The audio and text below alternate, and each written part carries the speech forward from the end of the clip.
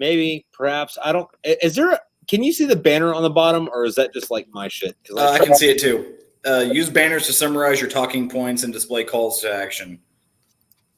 Yeah, that's fucking stupid. I clicked the wrong button. I don't know why the fuck it's there. Yeah. But dude, this is the first cigar I've gotten to smoke in almost a month. Yeah. Because of how fucking humid it's been down here. Also, real quick, fucking before whatever, dude, I am the utmost fucking pissed off because my internet is just being a giant fucking seeping fucking NDA fucking STD ridden fucking Cambodian whore fucking bitch to fucking night. And it's like, hey, I live in the middle of fucking nowhere. I don't have fucking reason for fucking to do X, Y, or Z or whatever the fuck ever. It's like, dude, listen, the one time I want to do my shit, you want to fuck me? Dude, what more is fucking goddamn fucking like the companies like fucking provide you internet. They have a fucking monopoly wherever the fuck they are. Because no, because like if you wanted to start up your own internet service provider, you couldn't. Yeah. So it's like, dude, where's the better option? There isn't a better option. You have what you're fucking stuck with, and what you're stuck with is ass to mouth, and you're on the bad end of it. Exactly. No, the stupidest fucking part about that is it's just like fucking car dealerships where you can't have a rival Ford dealership within like so many miles of another fucking Ford dealership if it's not owned by the same fucking person. Yep. Which is fucking stupid. But being a fucking bitch. So before we go into anything else, I want to start off with I'm fucking irate right now. Oh, no, here's the thing. I guarantee you it's Google. Because look at the shit that they're going through right now. Them and Facebook.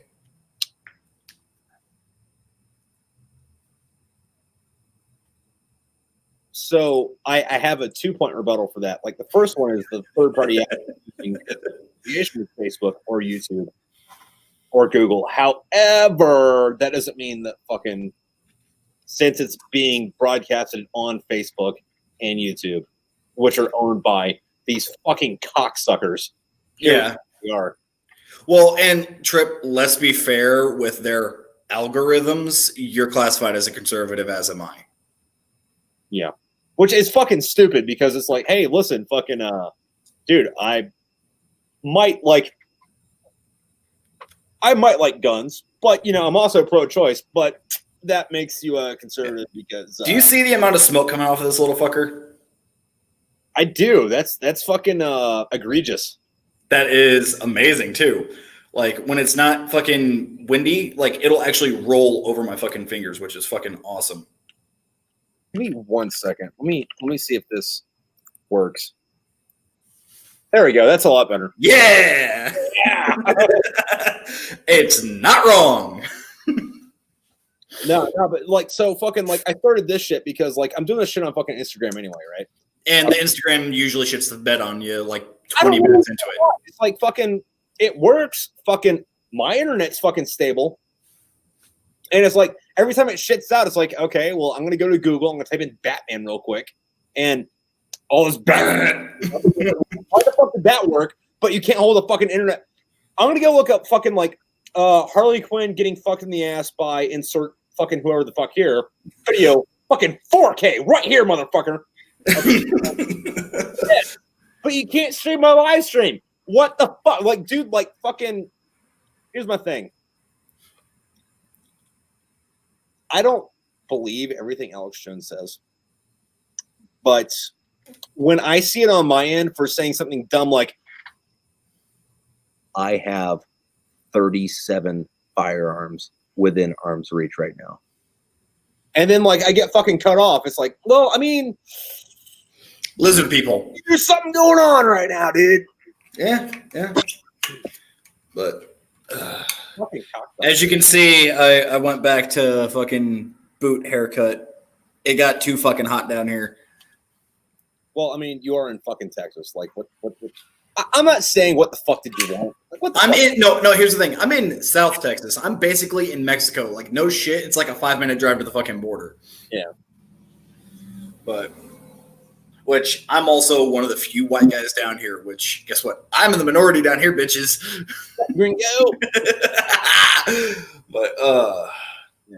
Let's see. I was setting it up. It's like fucking like I'm trying to do a thing where it's like what I wanted to do was have someone on for an hour or two, like pre-programmed. This is gonna be on. This is what we're gonna talk about, like with Dan, whatever. And then on Instagram Live and do our fucking wild shit. Yeah.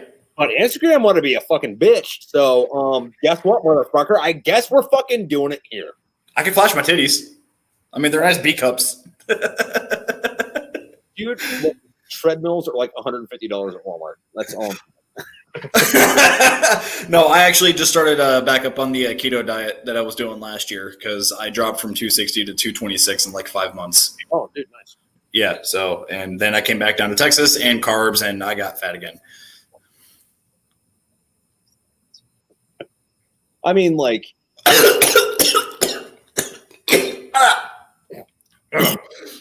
Fucking laughed and inhaled that fucking smoke, dude.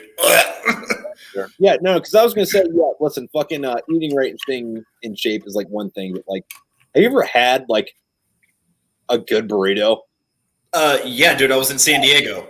Yeah, dude, fucking a good burrito, like, that's gonna be point 2. But point A is fucking a good burrito trumps any fucking idea you have about fucking being in shape. It's like, do you want to have the 6-pack or do you want to eat this? It's like, well, I want to eat this. That's not even. Oh, dude, this. Like, Jesus fucking Christ. Like, fucking like, yes, I can fucking run 30 miles a fucking day and I can bench press a fucking battleship, but there's this fucking pizza place down the fucking road. Dude, they put their ingredient. It's like bread, marinara, cheese, all the fucking toppings, another fucking layer of cheese. No, I'm going for the fucking pizza, dude. I'm sorry. Exactly. So here's the best part. All these fucking college kids and shit like that think, oh, hey, going to fucking Taco Bell or fucking wherever at 2 a.m. drunk as shit is the thing. No, when you're drunk as shit in the middle of San Diego or some other military town and you find a Roach Coach that's still fucking open.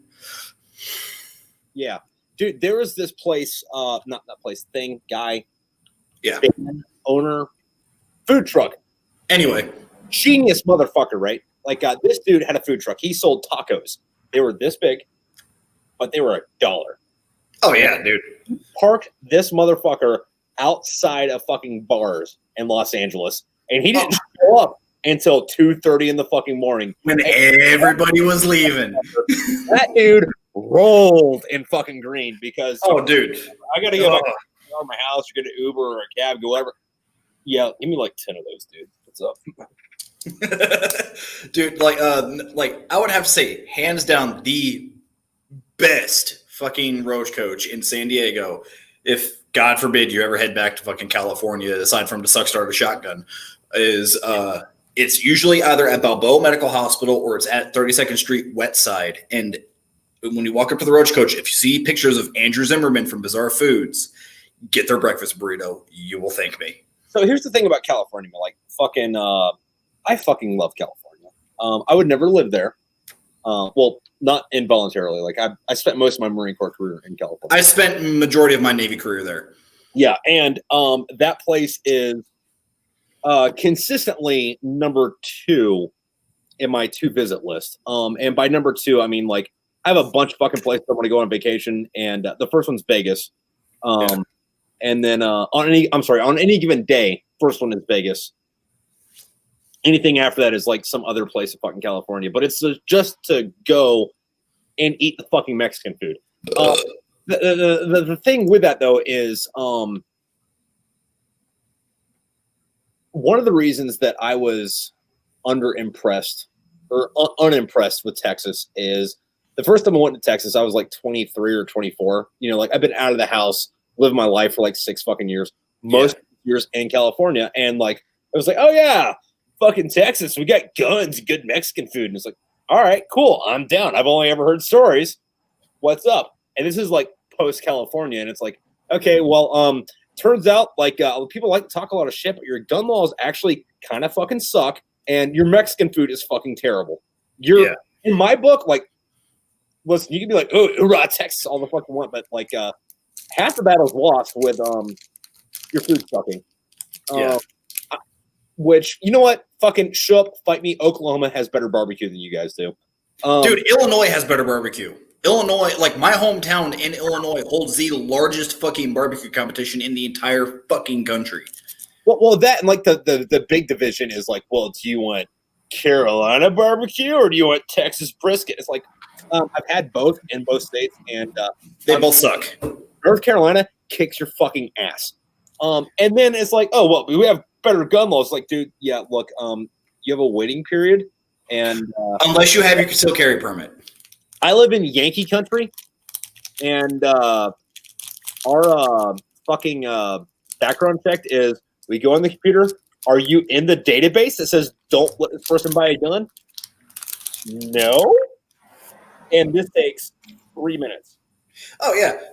And then Texas, if you have your license to carry or your concealed carry, you don't even do the background check. It's literally, oh, you have that, all right? Here's your gun. Give us the cash. Get the fuck out. Yeah. Fucking. But. Retarded. Yeah. Dude, fucking Missouri is about to fucking tell the ATF to suck a fucking fat one. They're planning on making it to where every single gun control law that has been put on the books is null and void. Nice. Which is tempting because... Real quick, I have another tangent to fucking go down. Keep this in mind for whatever you're going to say. But, like, also, everybody in Texas, like, oh, yeah, the great fucking nation, the Lone Star State. It's like, we're our own fucking place. We're the world's 5th largest country. You fucking secede and make your own fucking country. You're not willing to do that? You're not willing to do that? You're not willing to get off the tee? Shut the fuck up. You're no better than fucking Alabama. To be fair,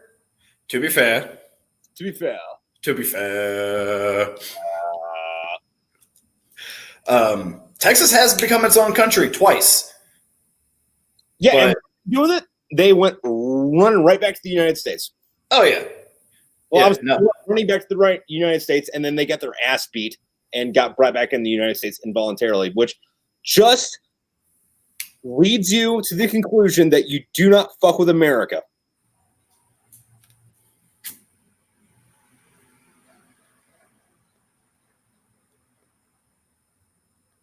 Also, Robert Hall, what's up?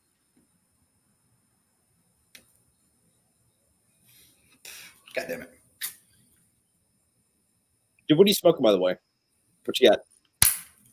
This is the Diesel Whiskey Row sherry cask. It was the leaves were aged for 6 months in a sherry wine cask. And you can actually taste the wine on it. It's actually really, really fucking nice. Nice. All right. Quickly jumped up to one of my top 3 favorite cigars. All right. Yeah, see, I'm still pretty amateur with that. Like, my favorite cigar is a Red Dot. I'm sorry. Yeah, my favorite cigar is a Red Dot Cohiba. My second favorite is a checkered Cohiba.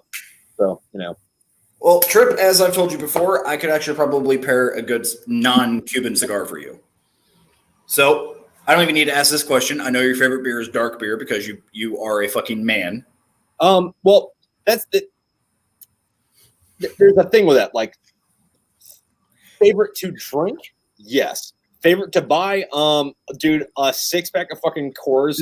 No, I'm saying favorite to drink. Oh, yeah, it's Guinness because half of me is Native American, the other part of me is fucking Irish, and I don't know if that makes me the best at drinking or the worst at drinking, but I have the right blood for either way. Oh, yeah. So, this was my Father's Day gift from me to me. It is the Zycar Meridian Soft Flame. Yeah. And let me see. Did I fucking bring that? Fucking. So I remember I sent you the picture of it. Oh, yes. Exactly. So, Cole's Custom Cutlery, fucking sportsman sidekick. $250. I can do that. I mean, like you could tell just by the shape, it's a hybrid between a tactical and a fucking hunting knife. AKA perfect for scalping some commies. I can dig it. Sorry, that's probably gonna get the shutdown real fucking quick. It wouldn't be anything fucking new. Yeah. Dude, I should just fucking like start my own fucking like video streaming fucking like just do what fucking Alex Jones did with InfoWars, but like I'm here to talk about beer and pussy, and then like That when it gets shut down, I'm gonna blame the globalists. Probably. Actually, one thing you probably do is check out the Warrior Poet Society. He's fucking started his own fucking streaming service. So, I like the veteran Warrior Poet Society, but if they're puppets for the big the Zuckerberg, and I'm sick of them, putting their fucking rhetoric in my live streams and turn the Zucks down.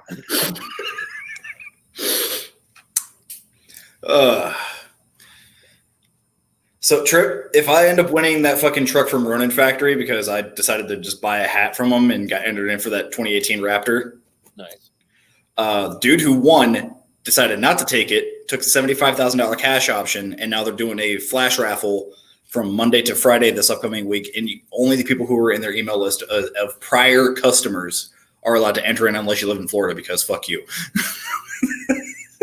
Well, I mean, fair enough. Like I'm from Florida originally. I'm sorry. I will never move back there. I love the place on a vacation, but like the places I grew up, I will never the fuck go back to. Oh yeah, no, I should have fucking learned from my mistake whenever I should have learned from when I first moved out of Illinois when I joined the Navy to never fucking move back there. Yeah. But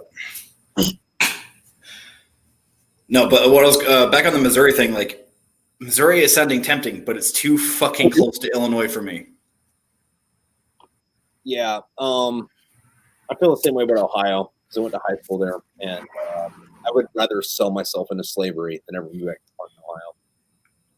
I would rather take the green weenie and the non-skid. I would rather take the green weenie and the non-skid dildo in the same hole at the same fucking time than move back to Illinois. Which, speaking of the green weenie, my buddy who I served in the Navy with went into the Army Reserves to get his RN license for free and an apparent $40,000 sign-on bonus. Good for him, because like I relisted a few times, and all my bonus was you get to stay in the Marine Corps. I mean, that was kind of the point. But okay. Yeah, I mean, I was supposed to get an $18,000 sign-on bonus for joining the Navy when I joined, and I never got it. Had it in writing too, and I never got it. Also, speaking of cool stuff, I don't want to break my headphones. Yeah. Let me show you this guy. Where's the thing? Hold on, I gotta put my. See, does that fucking come out right? No, you'll have to take a picture of it and send it to me later. Oh, it's focused on your head. Oh, nope, that doesn't work either. Anyway, fucking it's a K98, but it's not German. It's Swedish, and it comes from the fucking Carl Gustav factory. Ooh, very nice. Granted, the German ones are rarer, but the Swedish ones are still nice. Yeah, well, the thing about the Swedish ones, though, is they had a couple advantages for buying firearms now, I guess, in retrospect, because like one of them was they weren't used. And their used version was like, yeah, we put like 5,000 rounds to this. It's not serviceable anymore. Which is kind of weird because like their standards are so fucking high. It's like that's a day at the range in the Marine. Yeah, I'm like, dude, like all of our pistols on average, like, dude, my first legit gun shoot I got to do, we had to expend all of the ammo that we had, and we had like a good excess of 10,000 fucking 9mm rounds we had to go through after the gun shoot was done. Yeah. So we would, and literally they were just we had all the magazines loaded up in front of each station. We were just like, they're like, you shoot until you run out of ammo. Dude, I almost fucking broke a fucking M4 doing that. We were doing one of the fucking ranges, right? And like we're doing the fucking like gas mask, and we're gonna. You misspelt me. You put fight B, pussy. Fucking we're at the fucking range doing the fucking shit, when we get done, we got like fucking like 1,000 rounds left, and it's like, all right, well, hey, everybody that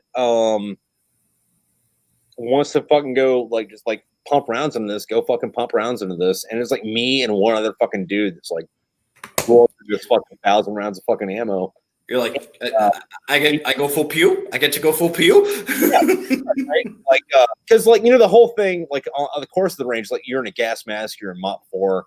Everybody else is like, yeah, fucking them out. I'm like, oh, I ain't got that balls. Yeah, fuck it. Anyway, I fucking ended up melting my fucking barrel and almost get fucking NJP'd for it. They're like, you went through that too fast. Yeah, it was fun. Yeah. I'm half expecting you to say we're talking about guns, fight me, pussy, and then in quotations, fuck you, Matt.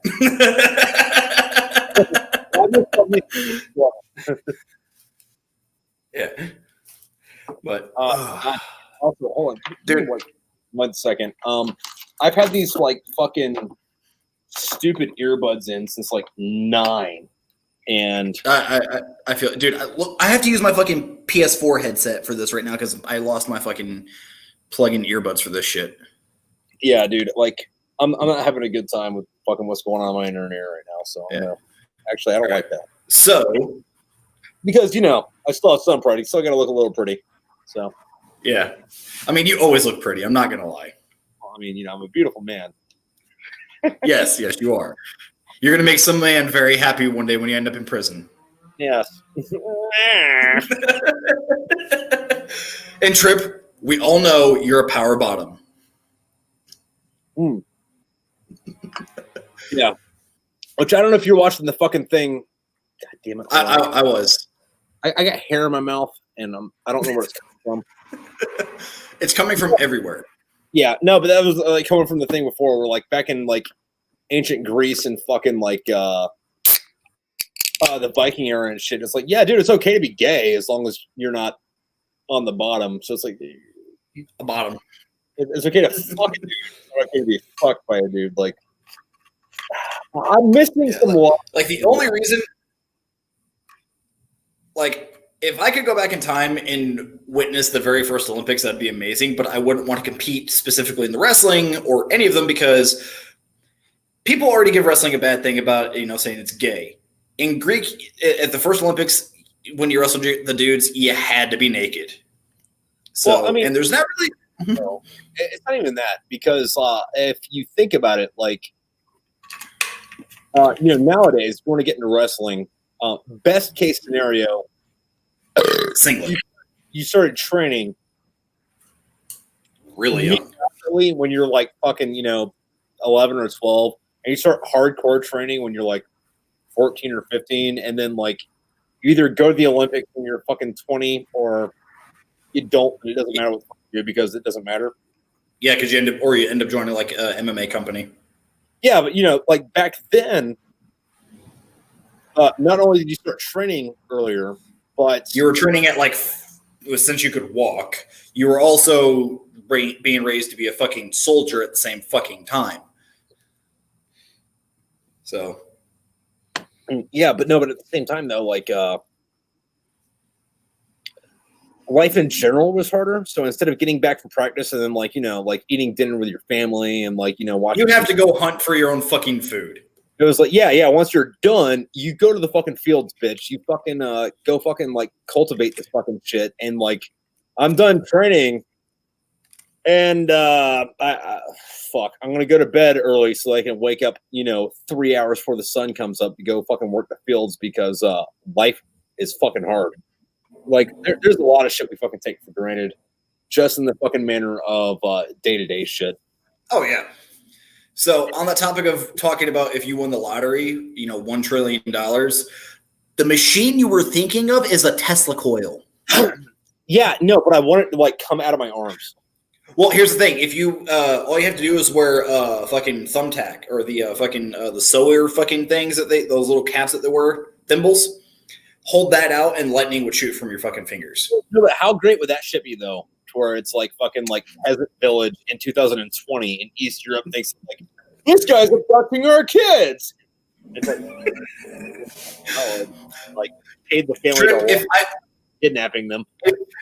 If I ever hear about that, I'm like, babe, I got to go take a trip to Eastern Europe. She goes, why? I'm like, just don't ask. I got a one-way trip. I got a one-way ticket to fucking Warsaw. What's up? No, and then Trip, all of a sudden you just hear a loud explosion. You go down the front, the 30-foot tall, fucking 50-foot wide fucking castle doors have just been blown up, and I'm just like, sup, bitch? Yeah. And then I'm like, so yeah, a few of the villages that aren't directly neighboring this fucking castle have paid for me to come fuck up this fucking wizard.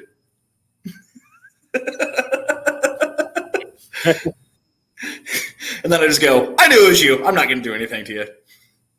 I just wanted to try the C4 on the door. Plus, you'd have the money to replace the door. Maybe. Hold on. Because let's be honest, you wouldn't just be paying these fucking villagers to spread this rumor. You would most likely have enslaved them as well. Don't lie. Yeah, like I said, like part of the fucking thing with it was if ethics weren't involved.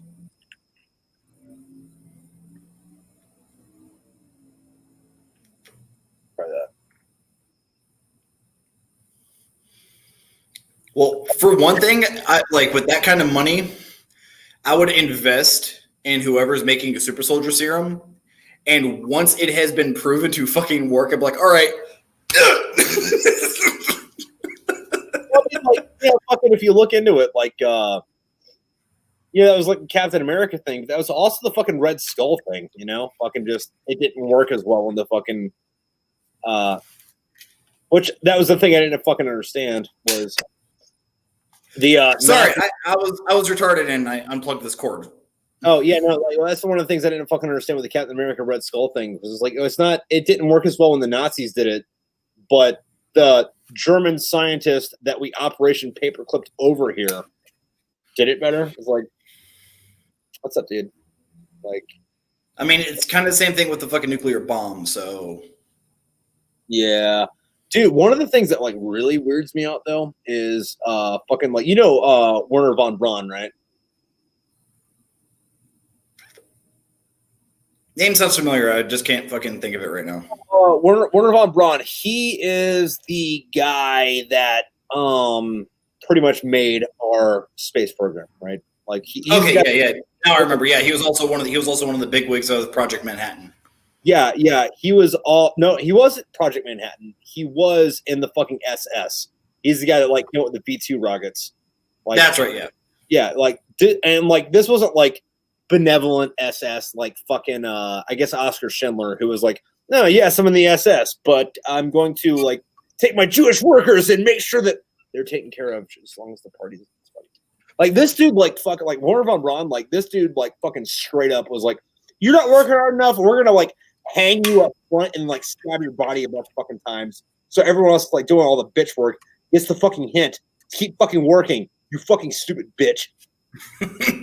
Oh yeah. Oh, you're not working hard enough? Oh well, hey, look, we have your wife and your kids right here. If you don't work, they're gonna suffer for you. Yeah. This dude, the reason we went to the moon was by a scientist that was definition evil fucking Nazi, right? Oh yeah, dude, just like fucking George Soros. Yeah. However, what I think is really fucking weird about his shit is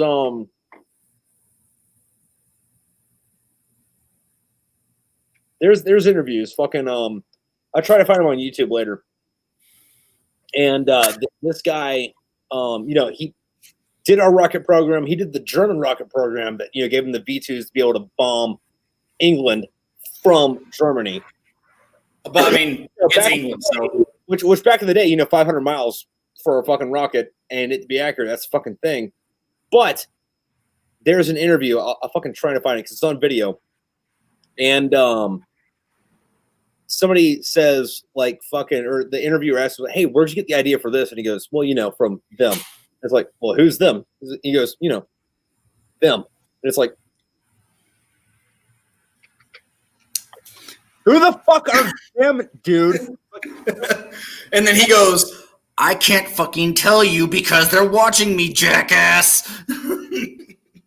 which just brings me back to the whole fucking thing where it's like, hey, listen, we're in this giant Cold War between us, the Russians, and the Chinese. And it's like, I'm not entirely convinced that Vladimir Putin decided to say, fuck the aliens, and we're stuck with China and like I'm gonna say like the reptilians, us, the Pleiadians, and like Russia with like, no, we fight for our humanity. And it's like, is that why we're demonizing this guy right now? Because he's the only guy out of the superpowers that like doesn't want to bow to the whim of our fucking alien overlords. It's like, oh god, dude, I'm gonna be pissed the fuck off.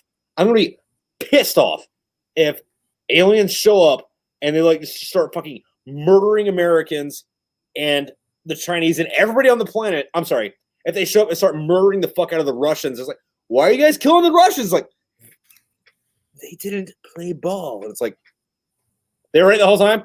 The fucking Russians were right the whole time. God, damn it. Although, Trip, let's be honest, if the aliens start doing that shit, a lot of us fucking vets are going to be like, I wonder how long it's going to take for us to hotwire this bitch and get these weapons working for us. No. I'm gonna half disagree with you. I think the Army will say that. Or I'm sorry, Army veterans will say that. I think that Navy and Marine Corps veterans will be like, all right, so how many holes they got?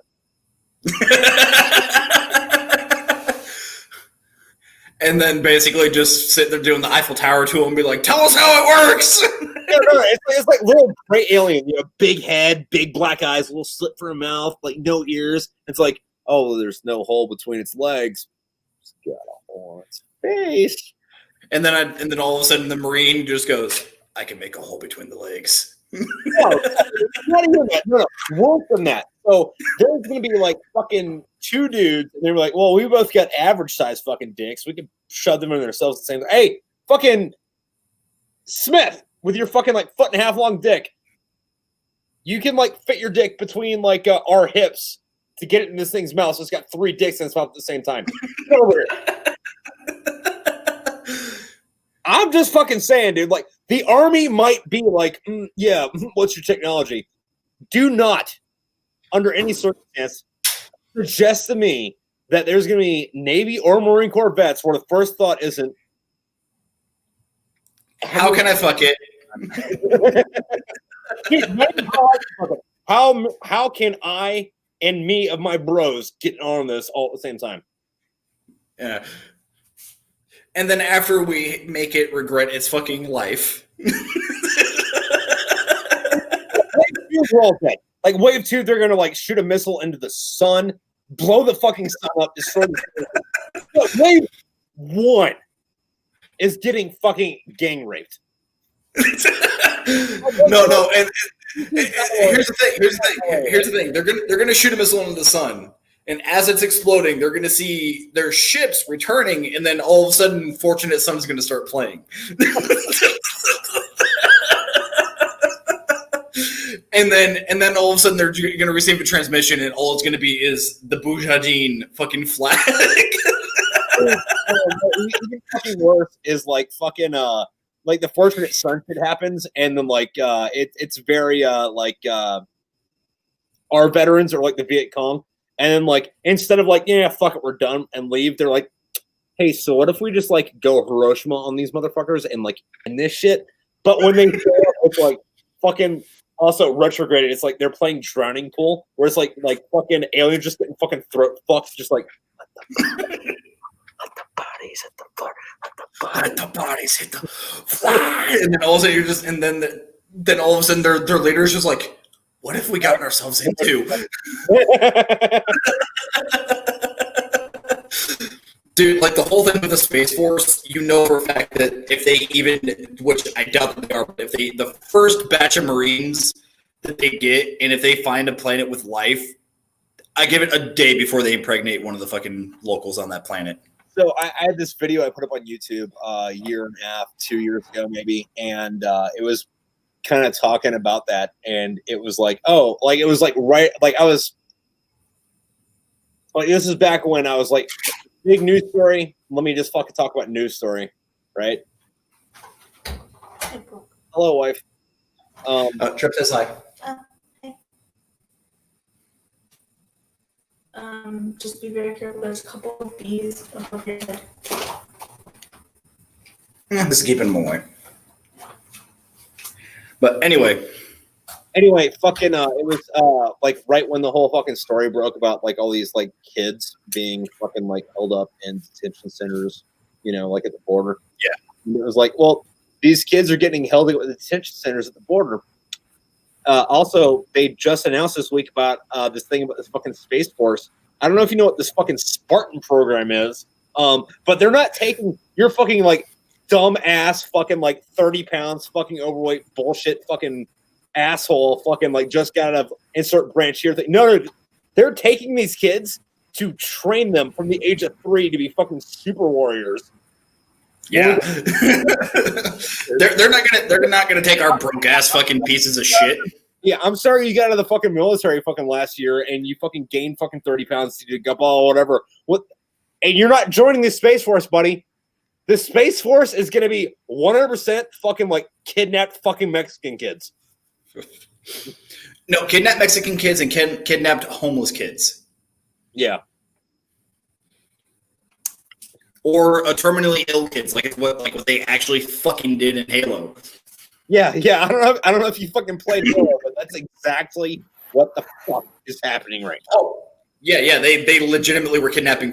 They were cloning. Made a perfect clone of these kids, and they fucking the clone they made it where it was terminally ill and would die. Yeah. Nice. But so here's a weird thing for you to ponder. What's up? What if we nuked Berlin instead of Hiroshima and Nagasaki? Wait, what if we nuked who? What if we had nuked Berlin instead of Hiroshima and Nagasaki? Well, I mean, I guess that would depend on when. I'm talking same time period, just instead of Hiroshima and Nagasaki, we nuked Germany. Well, I mean, you know, the war had been over for a few months at that point, so that would kind of been pointless. Yeah. At that point, we would have which would not have been a fucking good idea because, if anything, if you look at history, if you kill 1 million fucking Russians, all that does is piss them off. Well, okay. What if we had developed the H-bombs before the end of the war on the Eastern Front or the Western Front, or basically the European theater, and we had nuked Germany to stop the war? So if we developed them earlier, that still wouldn't have been a fucking. That would have had a lot more international fucking controversy than you would think it would, because when the Battle of Berlin fucking ended, us in England and Canada just crossed the Rhine, and like we still had hundreds of miles to go to fucking Berlin. And we had to do the ramifications of like, hey, listen, we just captured this. Why the fuck did you fucking nuke it? Like, no. There's a thing with that because in days of the fucking war, high end estimates, there was maybe 500,000 civilians and soldiers on the German side in Berlin, but low end there was 1.5 million Russian soldiers there fucking it up. Yeah. So, since we got on the topic of Berlin, the last time I was on the live stream with you, I was talking about that the story for the game for the tabletop game I'm wanting to run. I've actually got a decent basis of it already written up, so I'm gonna tell it to you. So, starts off where everything up to the Berlin Wall is built is the same, but instead of it splitting Berlin in half, it splits Europe in half, north to south. And everything east of the wall has gone dark. Now, so Vietnam doesn't happen, Korea doesn't happen. The Cold War doesn't happen. Even the War on Terror doesn't even happen. Okay. Like all the wars after World War II don't fucking happen. And instead of fighting each other, all the countries, in a sense, have a peace accord, but they have sent teams over the wall on several occasions, and within hours of them going across, it goes dark. They never hear back from them ever again. No satellites can find out what the hell's going on over there. Any planes that are sent over there don't find anything. Boats that are sent over there go missing. And how it's going to start up is that it's going to be in the year 2000, and they're going to be sending one last team across, and it's not going to be the best of the fucking best. They're sending in guys that they're going to be okay with, just dying because of the amount of shit that they've lost trying to find out what the fuck's going on. Yeah. And that's the start of it. Have you ever read any of Harry Turtledove's work? No, I have not. So he's got two timelines. One of them is, I guess, in the natural timeline, where in real life what happened was the reason the Battle of Gettysburg went the way it did was because a guy that was like running fucking communications got captured, and the Union found a fucking deployment letter, pretty much. It was like, hey, dude, go here, do this. And then the Union was like, oh, hey, the Confederate Army's moving up here. He also wrote another, in that fucking, in that timeline, the Union didn't get that. So all the armies were in Gettysburg. The South won Gettysburg. And then they took Washington, D.C. And the South won the war. Well, they didn't win the war, but they became an independent country, right? Yeah. And then that one goes down this whole fucking other series where England and France both joined the fucking war, and on the side of the South. And then it later goes on to where in the First World War, the South has England and France on their side, and the North has Germany on their side, and there's a trench war in fucking Tennessee and Kentucky, right? But there's a different series that he has where it's the early days of World War III in the late 90s with the Soviet Union. These are written in the fucking 60s and 70s, So early days of World War III in 1999. Shit happens. America is kicking the fuck out of the Soviet Union, and the Soviet Union decides that the only way to win World War III is to make sure that it never happened in the first place. Send motherfuckers back in time. Yeah, so they send some commandos back in time to 1860, and they give Robert E. Lee's fucking army of fucking the Northern fucking Virginia a bunch of fucking AK-47s. And the rest of the and it kind of plays out the fucking same way. It's not the whole novel series. But anyway, so the main basis behind the story that I'm writing for this tabletop game is going to be that all of the mythos of vampires, werewolves, and all that shit turned out that they were real, and they were just biding their time to when the humans were at a point where they were weak enough to where they could retake a vast amount of land. Ergo, basically everything fucking east of fucking Berlin. Yeah. And they're going to be the main protagonists or antagonists, I should say. Yeah. But I told you before, I got the main idea from this from listening to Werewolves of Romania by Powerwolf, ironically. Which is not a bad band to get an idea for a fucking story.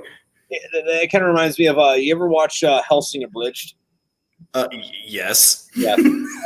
That one part where they're talking about World War II, and they're like, "We were part of a military organization." Walter was young and I was a girl. Operation Kraut Control, and it's like, oh,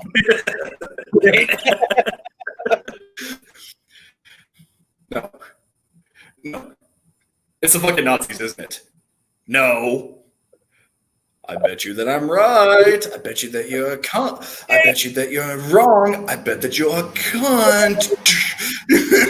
I hate people. when he finally kills a dude and he just goes, and he finally finds out and he just goes. It's kind of funny. I don't know if you can see this, but I'm gonna try to turn around. I don't know. Can you see the back of my shirt? Yes. I gotta stand up a little bit. Nice. Yeah. Very nice. You know what's funny is like everybody else is like, oh yeah, fucking Vlad the Impaler, fucking super fucking like this evil fucking guy, fucking like how blah blah whatever. And it's like, dude, if you like ask people in Eastern Europe, it's like, yeah, dude, like that's the reason. Like he was a hero. Yeah, I was like, that's the reason fucking Christianity's still a fucking thing, and like the reason that Europe isn't all fucking Muslim. You're fucking welcome, by the way. Yeah, like and like legitimately, people don't realize it, but like there, I remember that there was a memoir written by Vlad that they had published or used. I can't remember for what, but he actually went into detail about his time as a child soldier and how not only was he, you know, the right hand of the Sultan's son, but he was also said Sultan's son's sex toy. Yeah, that sounds about right. And the main reason why he fought against them was because he didn't want to send his son, who was like, what, 8, to go be a child soldier. So he was like, nah, fuck that. Yeah. I'm going to kill you. I'm going to kill your family. And to show you how fucking baller I am, I'm also going to dip my food in your motherfucking blood. Yeah. Like, everyone thinks that he drank the blood. No, he just dipped his food in their foot. He dipped his food in the blood. That's it.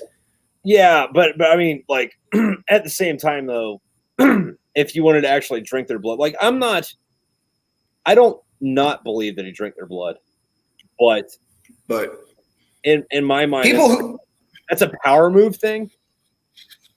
Or it's like, oh, you want to come here and do this? Fuck you. Like there was a fucking Turkish army that fucking one of the Turkish armies that came up. They fucking said fuck it and left because like it was like 100,000 fucking Turks, right? They rolled up in Romania and they saw like 5,000 of them all on fucking like stakes and like, I don't think we're gonna lose, but I mean, you know, off chance we don't. That's painful way to die. I don't want to do that. So yeah. And also the one thing that a lot of people don't realize is that do you know how much blood you have to drink before you start throwing up? A lot. Nope. 2 cups. That's it?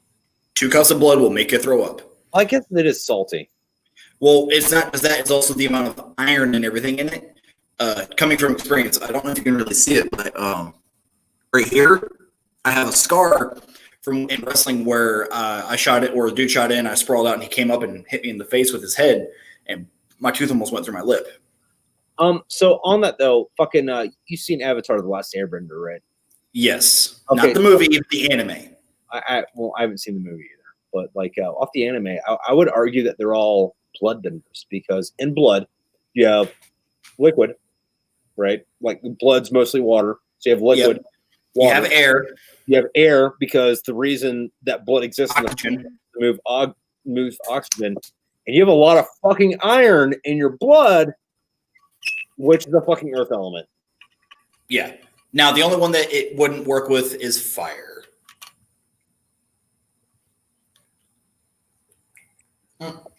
Yeah, but you got the other one. Unless you count the slight amount of magnesium that it is in your system. Yeah. Bloodbender don't need Viagra. It's a fuck it thing. Hold on. Let me put a fucking give me 1 second. Fucking oh my god, why are you bitch? Sorry, fucking my buddy Isom fucking Yeah, I saw that. Fucking Bloodbender don't need Viagra. Yeah, Bloodbender don't need Viagra, which is why I sent him the fucking leak because if he's got something to fucking say, he can come in here and fucking say it. Fuck yeah. Let's get another person in here. Yeah, well, I think I can do 6 people at a time on this, but I mean, here's what it is. If he wants to show up, he can. But let's see. Okay, question for you. What is the most goon thing that you did before or after you were in the military? What did you say? Goon thing? Yes. A defined goon thing. Unsavory that most people would look at you like you should be in a mental asylum. I'm gonna like hold a lot of that back because agents are. I will say though that there was one point in my first fucking deployment where we were eating, before you were in the military or after you were in the military, not while you were in. I haven't done fucking jack shit since I've been out. But beforehand, fucking me and my buddy Dave, like he lived about a mile away from me, and I would just like walk to this dude's house. Yeah. And on the way, you know, there's like equestrian statues where it's like a fucking horse jockey and he's like holding a fucking lamp. Yes. So, there was a house that had that out front, right? And they also had a sign for like, you know, when you're like I don't know what the right term is, but like you fucking are a rock star high school sports kid, and they put like a sign on your arm. Yeah, the plaques and shit for you. Yeah, so this other dude's name was Pape, right? So we would take a moment and like put a line on the first piece that said "Rape lives here," and we like every time they get a new sign, we just go and do that to the point where they don't sign up there anymore. But like, we walk by in the middle of the fucking night because what the fuck else do you have to do in the fucking middle of Ohio? Yeah. Like whatever. You're in the middle of farm country, or as I like to call it, ding ding ding ding ding ding ding ding ding. Yeah. So anyway, fucking what the fuck am I saying? Oh, so this dude fucking got rid of that. So we went and got this equestrian statue that he had in his front lawn, you know, fucking jockey holding the fucking thing up. And we tied a rope around its neck and fucking end up fucking lynching this fucking thing. Like tying it to the fucking thing. Also, there it is. Isom, what is up, man? Long time no see. Dude, you look like you just got out of jail, man. What's up? What the fuck? Nothing, dude. I've just been sitting here trolling the fuck out of you all night. Oh, yeah. Anyway, hey, Matt, this is my buddy fucking Isom. Fucking went to high school together. I haven't actually talked to you in like 20 years. Also, you're old. I'm old. Fucking, I didn't say we ever talked to each other in 20 years. I mean, it's been long enough, man. I still have that picture on my Facebook from some time ago where you're dry humping my leg at a dance in high school.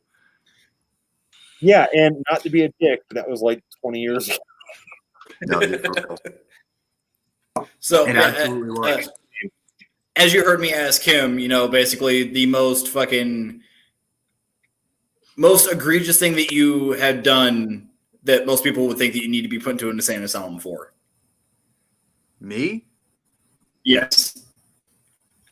That I have done? That you're okay with? That I have done. Have done.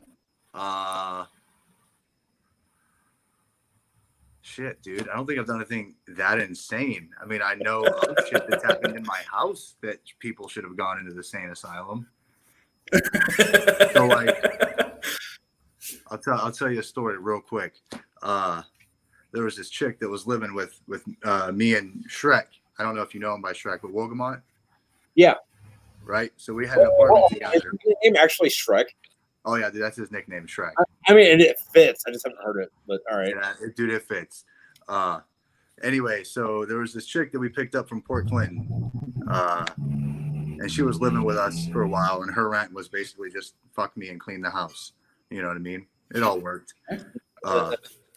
Until it didn't. So, until it didn't, right? But it was fine, dude. It was all like no attachments and whatever. I didn't give a fuck. She fucked whoever. I didn't give a shit. So we worked for AEP down in Louisiana at the time. So it was like 2 weeks on, 2 weeks off. A bunch of our buddies we're all trying to get a party together that all work down there. So we all end up getting on the same rotation, same 2-week rotation. We get like 2 ounces of weed, 80 pills of ecstasy, and we drive that shit all the way back up to Ohio from Louisiana. We hide that shit in our vests. We cut holes in our vests and dug out all the fucking foam and stuffed all that shit in there. We had this party, right? And my buddy Chris was like, your girl, dude, she's going to be the entertainment for the whole party. I'm like, all right, I don't give a shit. She's not my girl, but I'm hitting it when we get home first. And that's probably the last time I'm going to hit it again. You know what I mean? I know it's going to happen. Yeah. So everything starts going down. I get home. I smash. I get the shopping list for all the shit that we need for this fucking 3-day weekend party that we're about to throw down. We left the list downstairs on the war table, man. All of our guns and shit were on it. And I go downstairs to get it. And there's this dude that we work with. His name was Shorty. Little black dude, man. He was like 5'2". Funniest motherfucker I have ever met. Funny, dude. Like, just everything out of this dude's mouth just made your guts just split. And he's just down there fucking blasting away, man. And I'm like, fuck, dude, we forgot the list. And he's like, I saw what I on the table, cat. Didn't skip a goddamn beat. Anyways, dude. Mid-stroke. Oh, dude, in stroke. Just, it's on the table, man. So, party comes up. Party starts going down. We all start doing pills. We all start smoking. We're doing Jaeger bombs. We're being stupid, right? Absolutely stupid. So Chris Rubens, you remember Rubens? Jake Rubens? Vaguely. Vaguely. He hung out with Wogamon a lot. Anyway, his cousin was there. Our buddy Chris and Shorty were all downstairs blasting this chick, right? And they plugged ecstasy in her butt. Good for her? Right. Well, good for her, right?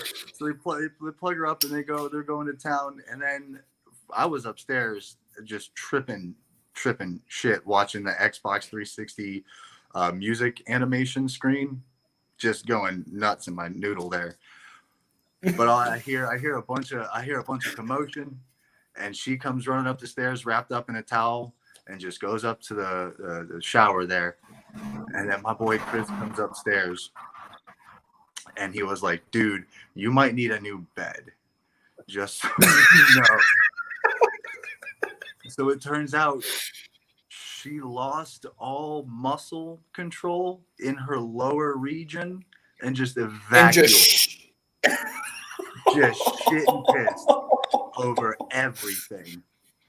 And that's not to say that she also had alopecia. So she had a wig on. And so my dude Chris grabbed her hair and went for it and just yanked that shit clean off. And didn't he? So I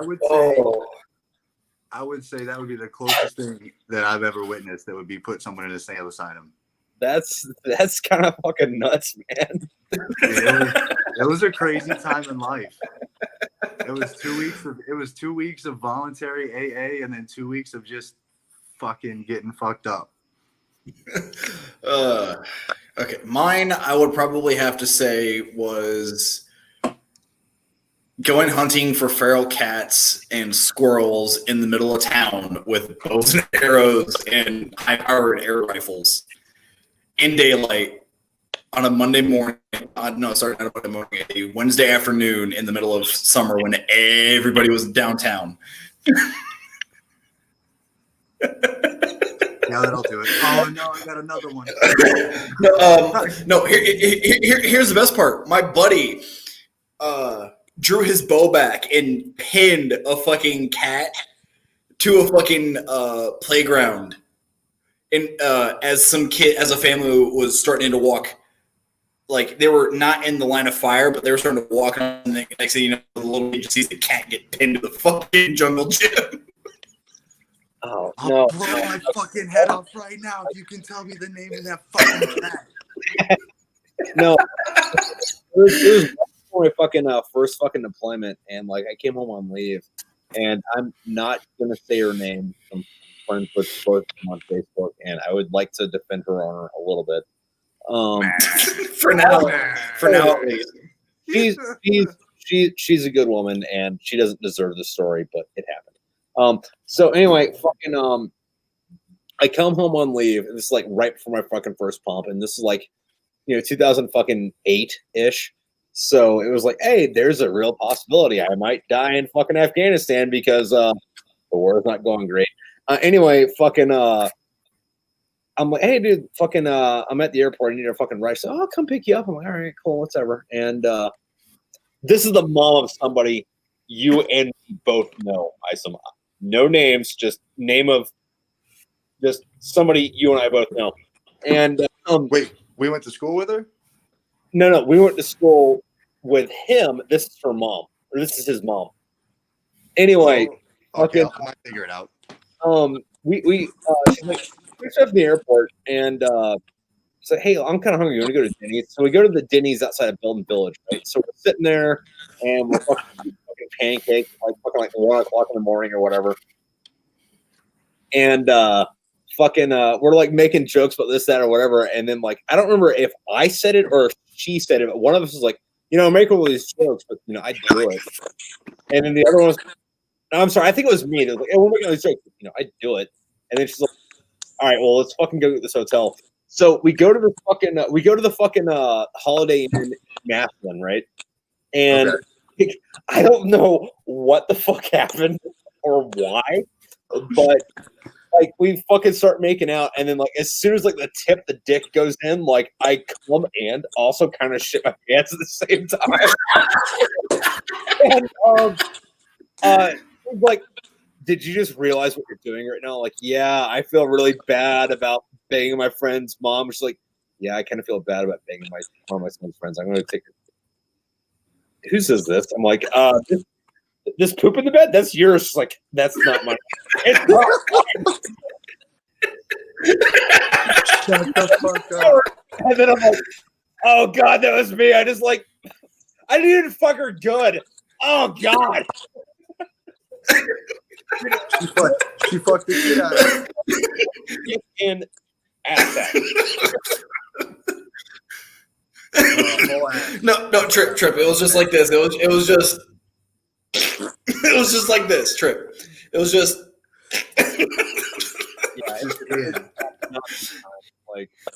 And Rush, I feel bad because I'm married now, but I kind of wish I could go fuck her again just to prove that I'm not a bitch in bed. I mean, you caught me at an awkward age. Now, watching this right now or later, whoever, I'm sorry.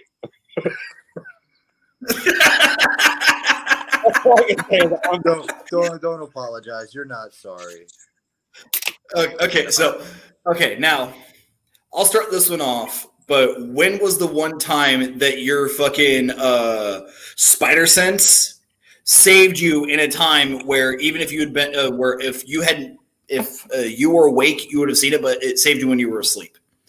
Mine was a ex-girlfriend of mine broke into my fucking house in the middle of the summer, grabbed a fucking kitchen knife, and tried to fucking stab me in my bed whenever I was fucking taking a nap. And I don't know how, but my spider sense was just move. And I just barely dodge it. And I just look, and there's a kitchen knife right fucking there. And I'm just and then just immediately punched her right in the fucking face. Oh, fuck, man. If you're going to talk in your sleep shit, the best thing after that, it was somebody was shaking me after a fucking rocket attack. We have to go report to whoever because we just get rocket attacked. I didn't die in my sleep. The attack's over. I'm good. They didn't kill me. No. I'm talking about when did your spider sense fucking save you when nothing else could have? Dude, I don't know. That's tough, man. Dude, I sleep like a goddamn cannon. I'm out. You wouldn't even have to, it's not even just being asleep, just something that in no way, shape, or form you should have seen coming. No,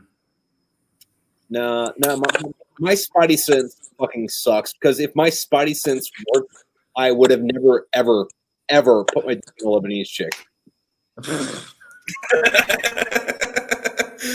Okay, so it's confirmed that Trip was bitten by the retarded radioactive spider. Dude, His spider sense only works when it's himself that's causing the damage, and it doesn't even stop him. Yeah, It's like it's delayed. He does the damage to himself, and then all of a sudden the spider sense goes, "No, don't do that." yeah. My spider sense says, "Don't do that." Fucking 3 months too late. Fucking yeah. Like, hey, you remember that thing that we did? That was probably not the fucking best idea. already got the clap. Like fucking. Thanks, Spider Sense. You fucking failed me on every level. Dude, my spider sense only applies to fucking driving. I will give it a driving. Yeah. That's it, really, in driving. But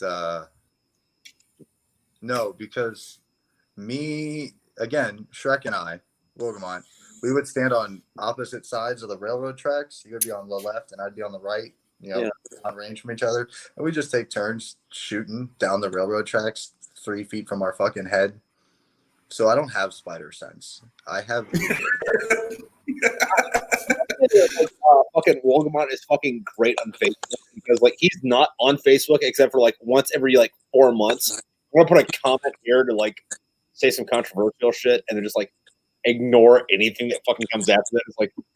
Oh yeah. Oh dude, he is the epitome of a fucking troll, and it's the best. Yeah. He is the shit poster of shit posters. Well, no, he didn't even shit post. He just like, I'm gonna insert fucking divisive comment here, and then never come back to it. And then like, like people like just like, I'm gonna stab you level fucking pissed off in the comments, and it's not towards him; it's towards the guy that replied to it. It's like, oh, Trip, you mean like that meme that you shared? Your face whenever you leave a comment on a far liberal fucking page and then just never respond to the conversation that it sparks. Yeah. Yep. That kind of shit right there. That's the shit. Oh man. All right. What is the most memorable near-death experience that you have where you realized, oh, hey, I legitimately just almost died right there? Well, I mean, like that one's pretty easy. Like fucking we had an RPG that fucking hit the fucking driver's side window and like went off, but like the blood glass like fucking shattered, and like I was deaf for like 3 days afterward. But like, all right. Jesus, dude. I got two. Go for it. I've got two. The first one was I was about 12 at the range, and somebody was real quick. I'm not going to elaborate, but like point two was also I'm not going to elaborate. Just going to give you the moral: stay away from Lebanese women. That too was a near-death experience, yeah. Stay away from Lebanese women. Oh fuck! But anyway, so I was at the range. I was you think Mexicans are bad? Joke's on you. But so yeah, I was like 13 or whatever at the range, and I was shooting pistol at the pistol range. And this jackass comes up with a fucking rifle and starts shooting the pistol targets. And next thing you know, I literally feel a graze through my fucking hair, and I'm just like, was he fucking behind you or fucking ricochet? No, it was a fucking ricochet. He was shooting the pistol targets and with a rifle. So, you know, they're a lot fucking closer. A lot closer. Yeah, and he was shooting at an angle, and I happened to be where the fucking other end of the fucking angle went. And I literally, and I had foamy earplugs in, and the next thing you know, I just feel something go through my fucking hair, and I heard a, I was like, oh. Okay. Fucking Matt, fucking I know you only know like Navy shit, a little bit Marine Corps, and like fucking I know you're a little bit different from this. But yeah, we're fucking I went through the fucking SAPS course, fucking the kid welfare center and stuff like that. fucking one of my Marine buddies, fucking, there's like 4 Marines, right? And it's like 70 fucking soldiers, like a sailor, 3 airmen, and like 20-ish foreign country-ish fucking people. Fucking weird. It's like, whatever the fuck, fucking noise. And my buddy fucking Bill, fucking Korea, he fucking like, he's like, oh goddamn, my knee hurts. Oh, my knee's bleeding. What the fuck? So he goes back to the fucking tent, like medical tent, right? And they don't call a ceasefire. And he's like, yeah, dude, I'm bleeding from the fucking knee. Guess got a fucking ricochet around. And they're like, oh yeah, it's fucking whatever. There's an in, there's an out. Fucking here's shit. Go back to the line. So fucking he gets pretty much shot in the fucking knee, ricochet around, goes and ends up fucking doing the rest of the fucking course of fire. And I want to say it was like 2 months after that, we get done with the course. We fucking go back to fucking Quantico, and he's like, dude, my knee fucking still really hurts. It was fucking medical to do an X-ray, and the fucking bullet is like between like his fucking whatever these 2 bones, like this. Oh, it's actually in his fucking knee. It's like in the fucking what? Not tibia and fibia, but like the fucking whatevers. The femur and the shin. Yeah. Yeah. Femur, the shim, and the fucking cartilage, and it's like, all right, cool. So we're gonna pull this out and fucking. You keep it? Purple Heart. Yeah. Like put it in a fucking like medical jar. Here you go, buddy. Have fun. There you go. First, But and then military right there. and then the second one. Real quick, fucking Isom, fucking just for fucking future internet conversations you might have. If anybody ever comes at you in a fucking argument, so as a insert fucking, I was in branch here, I know about this. That doesn't mean shit. They don't know what the fuck they're talking about. If anybody says, well, as a fucking soldier, I'm gonna tell you, just disregard everything they fucking say. Facts. Me in it, so I can fucking talk shit. As the child of 2 fucking seamen. Yeah, I know less than yeah. Fucking like your mom's so fucking ugly. Your dad had to fucking another dude to get you here right now. That's what that's all. My mom was fucking hull tech, man. She welded plates on the fucking ships. That was badass. I'll give her that much. Yeah, but anyway, second fucking time I almost died, and I realized it was when I was on my second ship, when I was heading down to the 5-inch magazine, because Trip, whenever you were on the ship, that hole that you saw that was just a ladder that went down through all the levels, and it was literally just a straight drop down. The fucking ammo carrier fucking elevator. No, not the ammo carrier elevator, but like the ladder that would just go between multiple levels, and there was no stop off except for the door as you're holding onto the ladder to fucking open it. Yeah, dude, you're not really narrowing it down because like everything decks like that.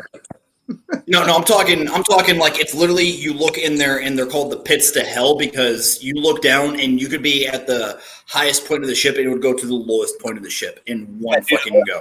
I was pulling on amphibs and like those like went down to the fucking room. So I mean, yeah. Well, anyway, ours went down to the 5-inch mag and I was getting ready to go in and the ship took a heavy roll and I fucking slipped and fell. I don't know how far I fell, but I grabbed onto the ladder, and all of a sudden I just hear, "Oh shit, come!" And I look up, and I'd fallen like a good 2 levels before I fucking caught myself. Holy shit! Yeah. Jesus. Actually, real quick, Yeah. I want to bring this up because like fucking I've been on Navy ships, fucking Matt's been on Navy ships, fucking I don't know this for a fact, but Wolgamont post a lot of shit that makes him seem that he was like either in the Merchant Marines or did some shit on fucking civilian fucking sailor shit, but like not in the nice way. We worked on riverboats and shit like that, but Okay. I know he reads a lot. Plus, his dad's Marine, so like. Mine are So.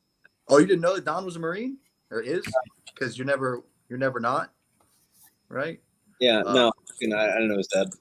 Yeah. Oh, dude. Yeah, Don. There was this time. Well, I mean, you guys were like 2 classes ahead of me too. So I mean, All right, hey, give me a sec. I gotta empty out my ashtray and I'm gonna move my shit back inside. Yeah, dude, there was this time I was over at his house, and I rode my bike all the way down fucking Orville and 40 Corners to get to his house.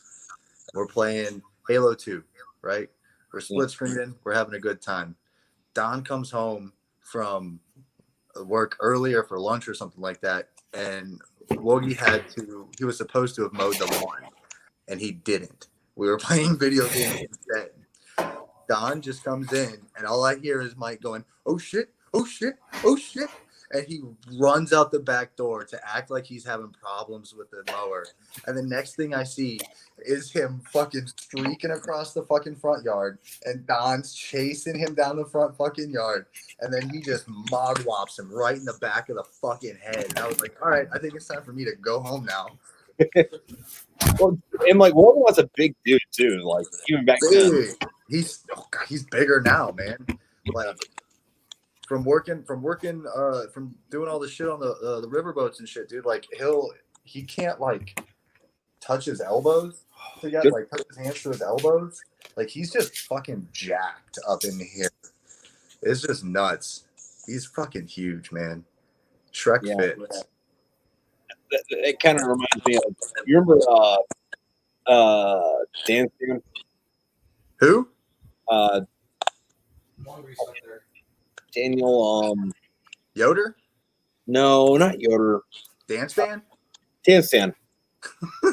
Dan Stan. Oh, Yeah, Dan Stan, I remember Dan Stan. So I remember one time fucking it was like me and Adam Smith and I think Dave Smith. And we went to like knock on his house, like say, hey, what's up? He wasn't there. So he like put up a fucking like had a piece of paper for whatever reason, like, we're gonna kick your ass, Dan Stan, like put it on the fucking door, right? Like just like all fucking around, like, And from what I understand, fucking his fucking mom sees this and starts freaking the fuck out. I was like, oh my god, they're coming to kick my boy's ass. And his dad's like, ha, you're a man now. Dude, that was what my dad, on my 18th birthday, my dad came outside and he was like, hey, you're 18, no more juvie for you, enjoy it. And I'm like, oh shit, okay. Yeah. Dude, now I remember when I started 18, my dad was like, all right, here's a gun that my dad gave me, it's yours now.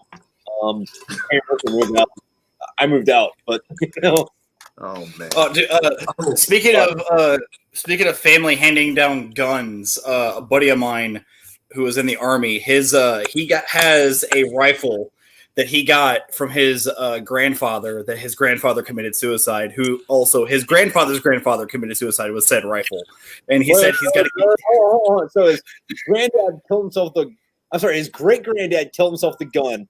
No, his great granddad the gun, and then like gave it to their grandkid. It's like, hey, listen, I don't want to like make you take the hint, but no, yeah, okay, so here's his great granddad offed himself with that rifle. His granddad offed himself with that rifle, and my buddy says, "Well, I got to keep the family tradition alive once I have a grandkid." Oh my god. Oh, Trip, on if time. that doesn't tell you the kind of friends that I fucking have,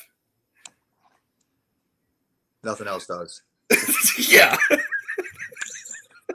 welcome to Welcome to the shit show, motherfucker. On the note of almost dying, right? Of like a time you Yeah. almost died. A bunch of us idiots went and decided to go down to West Virginia and just do an ammo dump and just fuck off and shoot everything we had, right? So I had recently got a Yugo SKS off at a gun show for like $150. No check, nothing. Like, dude, just like, here you go. You want this? I was like, yeah, fuck yeah, I'll take that. And it was beat, dude. Like, no front sight post, all that kind of shit. It was a little bit off. You still paid $150 for it, like What's that? and you still paid $150 for it. Jokes on you. Yeah, whatever. I had my fun with it, man. Yeah. I had a big old surplus case of stripper clips, man. I just sat there and just one in, bap, bap, bap, bap, bap, bap, Just kept going and going and going. This thing started bleeding creosote out of the fucking wood furniture. Just bleeding creosote. Take the belt off, wrap it all around there, make a makeshift foregrip, and just keep going and going and going until my belt starts smoking. Throw that shit right in the creek. Just let it go. Yeah. Pull it out, shove that stripper back in there. I should have died right then. But it kept going, man. Just kept chunking through it. Dude, there's something to fucking Soviet technology to where it's like if an American built this, like, it's gonna work longer. But once it gets to the fucking fuck you point, fuck you. Like, once you get to the fuck you point, I don't know, fucking take a piss on it. Dude, no, whenever I was on deployment, there was a point where if things had gone bad, I would have been the only gunner's mate on the ship. Because one of our high explosive point detonating rounds broke off and got stuck in the barrel, so they had to throw a blank powder charge behind it. And if things had gone wrong, the blast would have gone back through the gun and down into the magazine where they were, as well as blowing up the gun topside and killing the topside safety, as well as all the other gunner's mates that were inside the magazine for the gun. And I was the only one that was not in there because they were like, we need at least one guy. And thankfully, I was also working with the ETs at that point because my chief tried to fuck me, and my senior chief. And the senior chief. Do you mean like he tried to screw you over, or He tried to bend you over. He tried to fuck me over.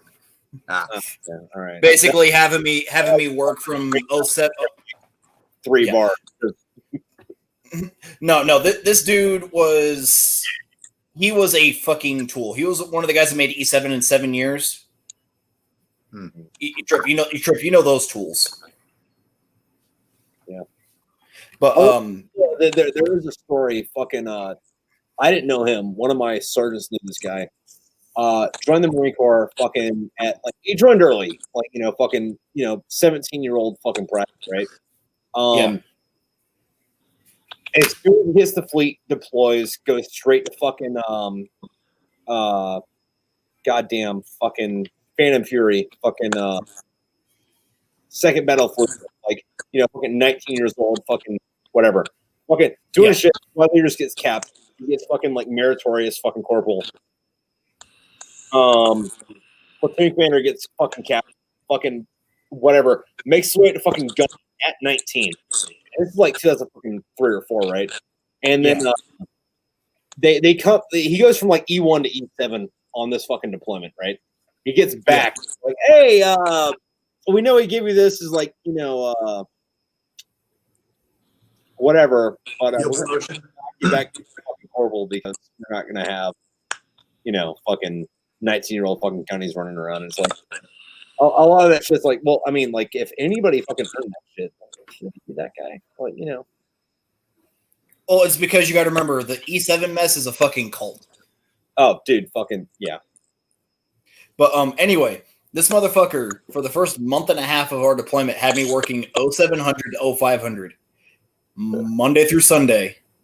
I was lucky to get 30 minutes of sleep at night. And when my body, you were on a destroyer, right? Second ship. First ship was a frigate. Okay, all right. Which, to anybody that doesn't know the difference, Destroyer, frigate. Small and smaller. And doesn't care. They're the same thing. But anyway, so after a month and a half of doing that, my body crashed. I fell asleep walking on a treadmill trying to stay awake during the flight quarters because they had me on the fucking aircraft firefighting team for some fucking reason. But and the CO had caught me sleeping during flight quarters one time, and then one of the other chiefs had caught me, and the ETCS, who was my departmental leading chief petty officer, realized that I was getting fucked for no reason. So he was like, "No, I'm going to take him under. He's going to come work with me." The XO stopped it and everything like that. But still, the gunner's mate chief that I had was such a fucking tool. this dude, Trip, I've told you the story before. This dude was trying to teach us how to do maintenance on the 240 Bravos, and I called him out on it in front of everyone else in my division because I was like, dude, no, that's wrong, and here's why. Also, real quick, fucking 240 Bravos are a fucking dangerous thing. Like machine gun. But when you're taking it apart, it's one of the few machine guns that the way the spring will fuck you or the spring will fucking break and go through you the wrong way and kill you. Yeah. You have to take this machine gun apart the right way. So it doesn't, like, split that up and then, like, blow apart killing you. Yeah. My sugar's low. But anyway, so I painted that big old target on my back. Yeah. But one day this motherfucker decided he wanted to try to do some old school fan room counseling with me. And Trip, as I told you, high school wrestler, passed up on a Division I wrestling scholarship for Mizzou and competed in mixed martial arts. In my head, I was just like, yes, let me get my hands on this motherfucker. One of my E6s was like, Chief, you don't want to do that. He goes, why? I'm like, Cup will fucking break you. And I just looked at him like, why are you taking this from me? Why? You know when someone's getting ready to hand you a gold bar and you're just like, oh, hey, and then someone else comes up and snatches it and you're like,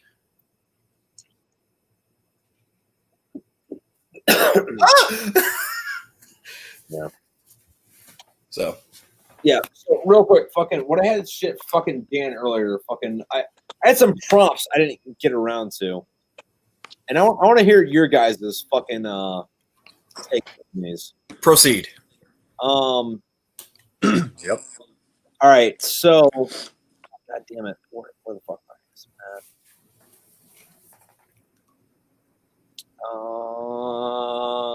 Give me 1 second. I'm sorry. I'm trying to read this, and I write in fucking hieroglyphics. It's okay, dude. I got chicken scratch also. All right, so Dude, fucking when ducks fuck, their dicks fall off, and they have to grow a new one. What do you that think? can't be real. Social and political ramifications of changing sex every time you had an orgasm. I mean, do I grow tits for that time? Oh yeah, no, like you come and then like you have like long glowing locks and like nice supple fucking small C cups and like the nice fucking like cleft fucking pussy and like no leg hair. What's But the then- time frame? How long am I like that? Until you orgasm again. You're like that until you come again. You're like that until you like flick your bean, and then as soon as you're like, ah! And then like you squirt, and then like you have your beard, no hair, and then like hairy legs again. Oh, dude, I would straight live at the strip club. I would be there. I would be there all the time, making my money as the chick. Question. On fucking women's Wednesdays, I'd be like, all right, flick it up, pull the dick back out, and go get more money. Question. Would they be able to tell that when you switch that it is you? Oh no, yeah, they'd be able to tell us. It's like you come into fucking work one day and you're fucking Matt, and then like the next day you come in and it's like Mary, and it's like, oh, someone got laid last night. And then you're like, I mean, if that were true to everyone, man, no one would give two fucks about it. Oh, I was gonna say if they couldn't tell that it was me, your boy would be Robin Banks as the new Thelma or Louise. You could be Bonnie and Clyde. Exactly. But I would only be robbing them as Bonnie. Oh yeah. Well, think about surgeries would be gone. No one would have to go through surgeries. All that would be done, right? There would be no like rub on it and like your there'd be no trans rights or anything like that because everyone would be just voluntarily whenever they felt like it. Oh, so I didn't even think about that, but like, well, what would the stigmatism be with that, or where it's like, fucking like, say like naturally, you're fucking Samuel, you jerk off Dude. You rub the bean, you go back to fucking being Samuel. Jerk off, go back to being Samantha. But then there's this other group of people that's like, no, I'm not Sam or Samantha. I'm Samuth. Trip. Imagine the first time if you did not know that being a dude and you had your very first wet dream and you woke up and you had tits. Dude, you ever live in an extremely like, religious fucking like community where it's like, sex is bad. You don't touch your genitals because that'll send you to hell. And then like you're Just what up, boobs? No, Trip. I'm talking like you go to bed and we all like when we were all teenagers, we all had our first, wet dream. Dude, also real quick, I'm gonna say that fucking sucked because like your dick got hard for like a good 3 years before you're allowed to come. So it's like you're like 9, you get like a hard on. It's like I'm just gonna like put hot water in the shower because it feels good, and then like when you're 12, finally, okay, that's what it does. that's what that's for. No, and tell you what, the worst part was when you had your first wet dream, and then you wake up in the morning and you're like, why is my underwear wet and stuck to my leg in just one spot? I have one worse than that. So the first time I got like drunk, right? Like the first time I got like shit faced. I was at my aunt's house and it was like, oh hey, listen, you're like a late teenager, fucking ball, whatever. We're gonna let's drink wine with the adults because you're at the adult table now. Here's your Oh, you had wine dick. and I'm like fucking oh cool, fucking I'm drinking. Listen, so I had like 2 glasses of wine, I had like a Corona, and I'm not feeling kind of god damn, my aunt is fucking hot. And then I'm like, oh fuck. Oh no, what the fuck? And then I'm like, I mean, Trip. right now. And then go to bed. I'm gonna go to bed and be like, God, yeah, aunt, fucking whoever the fuck you are. Trip, to be fair, you are from Florida. No contest. I mean, But Trip, back on the topic of that, just like imagine if no one told you what would happen about that whole, switching every time you orgasm, and then you just have your first wet dream. It's the first time you ever orgasm while you were asleep, and you wake up and you have tits. Yeah. You wake up, your dick's gone, and you got tits. Parents would be sitting there like, hear you wake up and scream and be like, oh, Sam had his first wet dream. We're gonna have to give him a talk. Mom comes in as dad comes in as mom. It wouldn't be the birds and the bees talk. It'd be like the hot dog and the bun talk. Oh God. Could you imagine just your entire world would just be gone? Well, then you also think about this. You would also have to think of like the elaborate ploy that your parents would have to put on to fuck twice before they see you every time. Dude, no. Hold on. That's dedication. Like social ramifications of that, where it's like, oh yeah, listen, I wake up and my mom is my mom and my dad is my mom. The next day, my mom is my mom and my dad is still my dad. Next day, my mom is still my dad, but my mom is my mom again. Dad, and what then are you doing? when you're 30 fucking 5, you're fucking having a beer and you're like, wait a minute. My mom. Since I've known her, and my dad keeps switching back and forth. Remember, dropping off Joshua tomorrow. What the I thought fuck? you were gonna do that. Yeah, at 9. I gotta get some sleep, so I still gotta run to Walmart to get them. All right, love you, babe. Too. Wife's going to bed. Okay, all right. Well, do I have to let you go? Or Nah. She's just going to bed because she's got to run to Walmart, get my son a long sleeve swim shirt because he's going out on the boat with the in-laws tomorrow. Oh, fun. Yeah, which I don't want to because 30-minute drive at a minimum to get down to South Padre Island, and with how much I've been working, I don't want to fucking go out there. And I don't want to be around the in-laws personally because I don't have in-laws anymore. Thank God. although I'm not going to go into your stuff, but like I read your fucking post and it's like, that sucks. Oh, dude, it was a shit show. Let me put it to you this way: Ohio's a mother state. I have full custody and child support. Wait, what? Yep. Ohio is very much a mother state, and I have full custody of my kids, and she's paying me child support. Oh, I thought you said that you had custody, but we're still paying child support. I was like, wait, what? Oh no, she pays me, and she's gonna be paying me alimony too once that all squares up. She fucked up. Yeah, she fucked up hard. She still denies it too, man. Yeah, dude, I read that post and I was like, dude, like, what the fuck? Is this an episode of fucking Breaking Bad?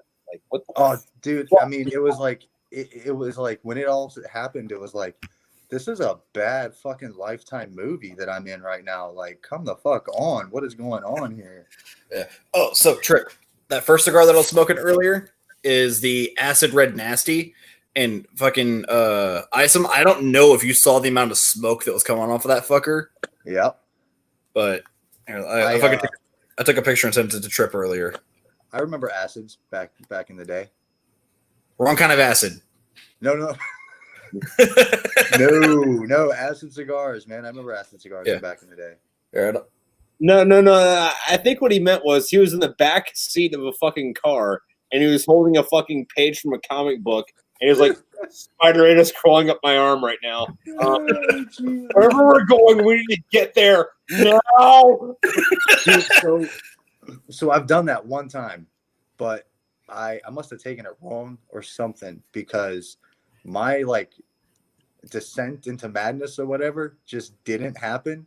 The closest I got was like I looked down at the floor and I felt like the floor was at like chin level. And then I was like, in my head, I'm thinking like, well, that's just the drugs. That's not really real. And then I just watched the floor go back down, and that was it. That was it. Here's one thing that I talked with Trip about before is that opiates don't affect me. Like, I'm the motherfucker that, like, you could pump full of fucking enough Vicodin to kill a fucking thoroughbred horse, and I'd still be fine. Yeah, dude, Vikes don't fuck with me at all. No. That was back in my, like, 19-year-old Vicodin and vodka days. Yeah, one of my buddy's wives got like a fucking like big fucking pot brownie one time, and I wanted to just try a little bit of it, so I could take a little like nugget off of it, right? You know, eat it, and I'm like, okay, all right, this is a really good fucking brownie. Doesn't do shit. That's a good brownie. So then, like, you know, like 15 minutes later, like because I'm a fucking fat fuck, I go back to the fucking freezer and I'm like, I'm gonna take a little bit off. This is a really good fucking brownie.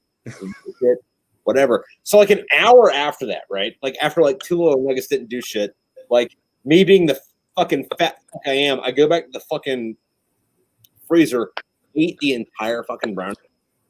Like I'm not saying I ate the brownie. I'm saying I ate the brownie.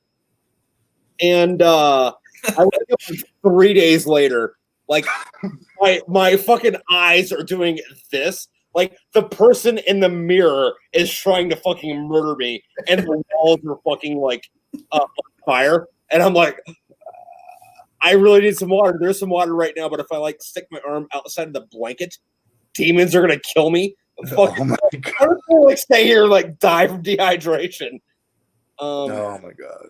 Long story short, don't ever eat pot. It's a fucking bad experience.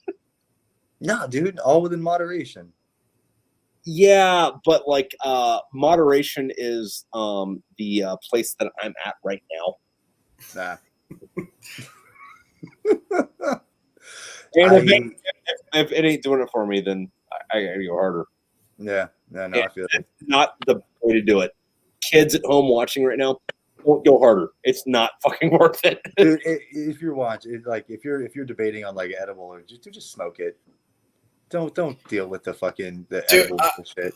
I've smoked once and it did nothing for me. It literally did nothing for me, and it put my wife in a catatonic state. The stuff that we smoked, and it did nothing for me. Dude, I'm a proponent, man. I think that shit it's a goddamn plant. Why can't we just have it? You know well, what I'm saying? I think everybody should be able to do it. Like, my thing is it's not for me though, because if I eat it, demons. But if I cook it, it's like I want to go to sleep right now. And the only time I ever want to smoke is like I'm at a party. I'm already fucking, hey guys, what's up? You want some whiskey? Yeah, I do. Fuck yeah. All right, good night. Yeah, so like it's not beneficial for me. Like I'm saying that anybody else shouldn't be able to do it. Like, fucking go See, for it. I'm the other way, man. That was my coffee in the morning for the longest time. Oh. Like it was my coffee. I would sit there with my bowl of cereal, my coffee, and my joint or bowl or whatever the fuck I had. Just go to town on it, and that was it. That was my day. Yeah, I'm just guessing this different biology because, like me, is like. So It's gotta be. Barry had a little lamb, right? And Dude, no, like the one time I smoked it, like my knee was fucking killing me. dude, I will say that like the next morning afterwards, I wake up feeling like God loves me. Like not like loves me, Like he granted, yeah, he may have fucked you from behind, but he gave you the best fucking reach around ever. With those Zeus hands of his. Oh man. Fuck, I was gonna say something. I totally forgot. Oh, I know that feeling you have, like that whole God loves me thing. That was a week. That was me for a week after I did mushrooms one time. That was pretty cool. I have a different experience than that, but Dude, everyone does. Everyone tells me like their first time is always fucking horrible, and mine was just amazing. well, I mean, it was that it was horrible, but it was so I was a career alcoholic before I was 21, and the chemicals that like do whatever it is they do to you with mushrooms, whatever is in peanut butter negates it, and also alcohol negates it. And every time, once again, with marijuana or fucking mushrooms, anytime I'm like, yeah, dude, fuck it, I'll go. I'm already fucking 3 sheets to the wind. So Yep. That's when you make those decisions. Yeah. And the other time you'd be like, no, that's not for me. But you're like, Yeah. oh, fuck it, dude, let's roll. yeah, so like the first time I did mushrooms, like I ate a fucking like whole like little mini baggie of it. And then I was like, yeah, this doesn't do shit. And like my buddy is just like fucking like meeting God, right?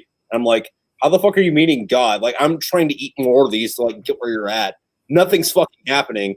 And then like a week later, I get on the internet. And I'm like, oh, alcohol fucking negates that. Like you can't have the effects you want to get with mushrooms if you have alcohol in your system. It's like, okay, listen, I've already drank more than that would kill fucking 80s rock stars. Oh man. Hold on, 1, 2, 3, 4. Well, I mean, to be fair though, like we went to school out in the fucking hick. You know what I mean? There was nothing to do but to get drunk. Yeah. Get drunk and try to fuck the cheerleader team. Like that was it. And the only people that got to do that was the football team. Yeah, I mean, that's a thing, I guess. Yeah. Although to be fair, to be absolutely fucking fair, To on be that, fair. I don't know how many. To be fair. To be fair, I don't know how many of those chicks you're still friends with on fucking Facebook. If you don't have a face tattoo, you came up better than any of those dudes that they were fucking. Oh my god. I know, man. I know. Like I'll see them. Like we're not really friends, but they come up on my like suggested friends. I'm like, no, we weren't friends then. We're not gonna be friends now. And I'm just like, wow, y'all just like ate the fucking elephant, didn't you? Like Jesus Christ. Yeah, it's like, listen, fucking, you're like 300 pounds, and you live in a place which, if you don't know, fucking Massillon, Ohio, middle of fucking, not even Massillon, a suburb of Massillon, and Massillon has like what, 10,000 fucking people in it. You're in a suburb. You're in a suburb of a town that has 5,000 people. You're 200 pounds overweight, and not that there's anything wrong with fucking what's the word I'm looking for? Not there's anything wrong with dating someone that's not your race, but if you're living in clan territory and you have black kids, it's like, oh yeah, man. There's one of the girls that was in my grade, and I saw one of her posts, and she's got a kid like that, and wherever they were living, up in like Louisville or something like that, Yeah. Like they drove her out of town, man. That's They fuck- literally, yeah, fucked they like literally harassed her kid and harassed her, and like they drove her out of town. Like the sheriff, there was an article about that sheriff actually for like being racist, like not but a month ago. He got a slap on the wrist. Well, I mean, A, that's fucked up. But B, like fucking sure, like police chiefs will fucking get fucked in situations that sheriffs won't because you elect the sheriff.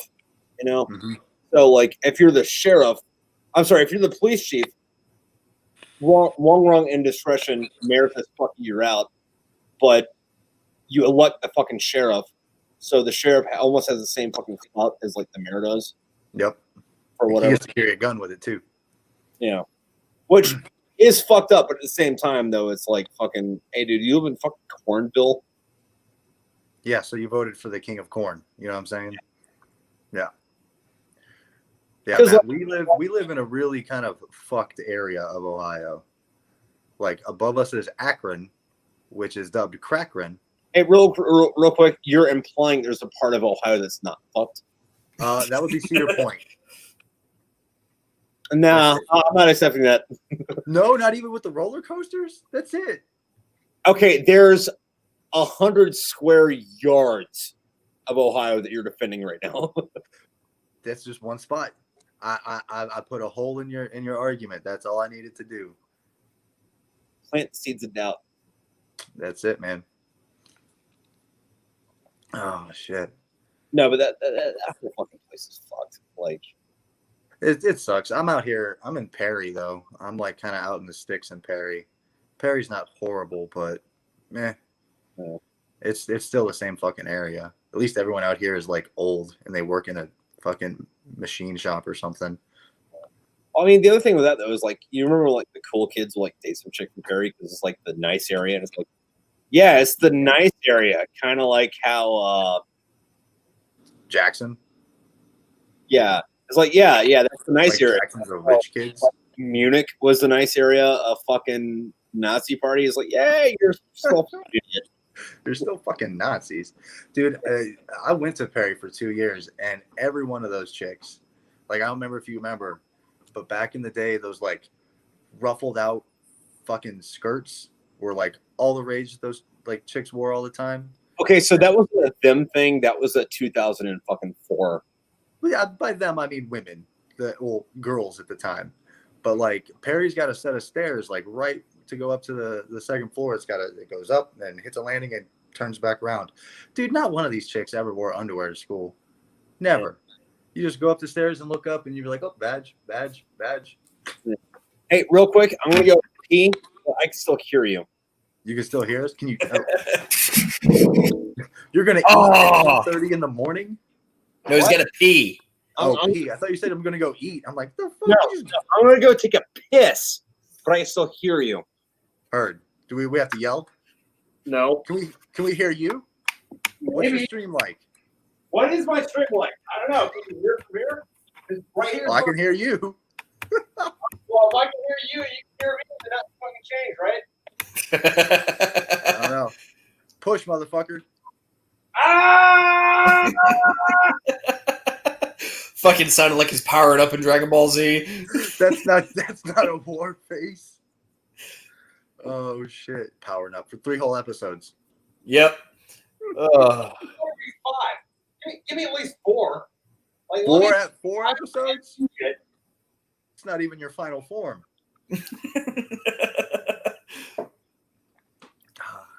I can't hear it, man. It's not over 9,000.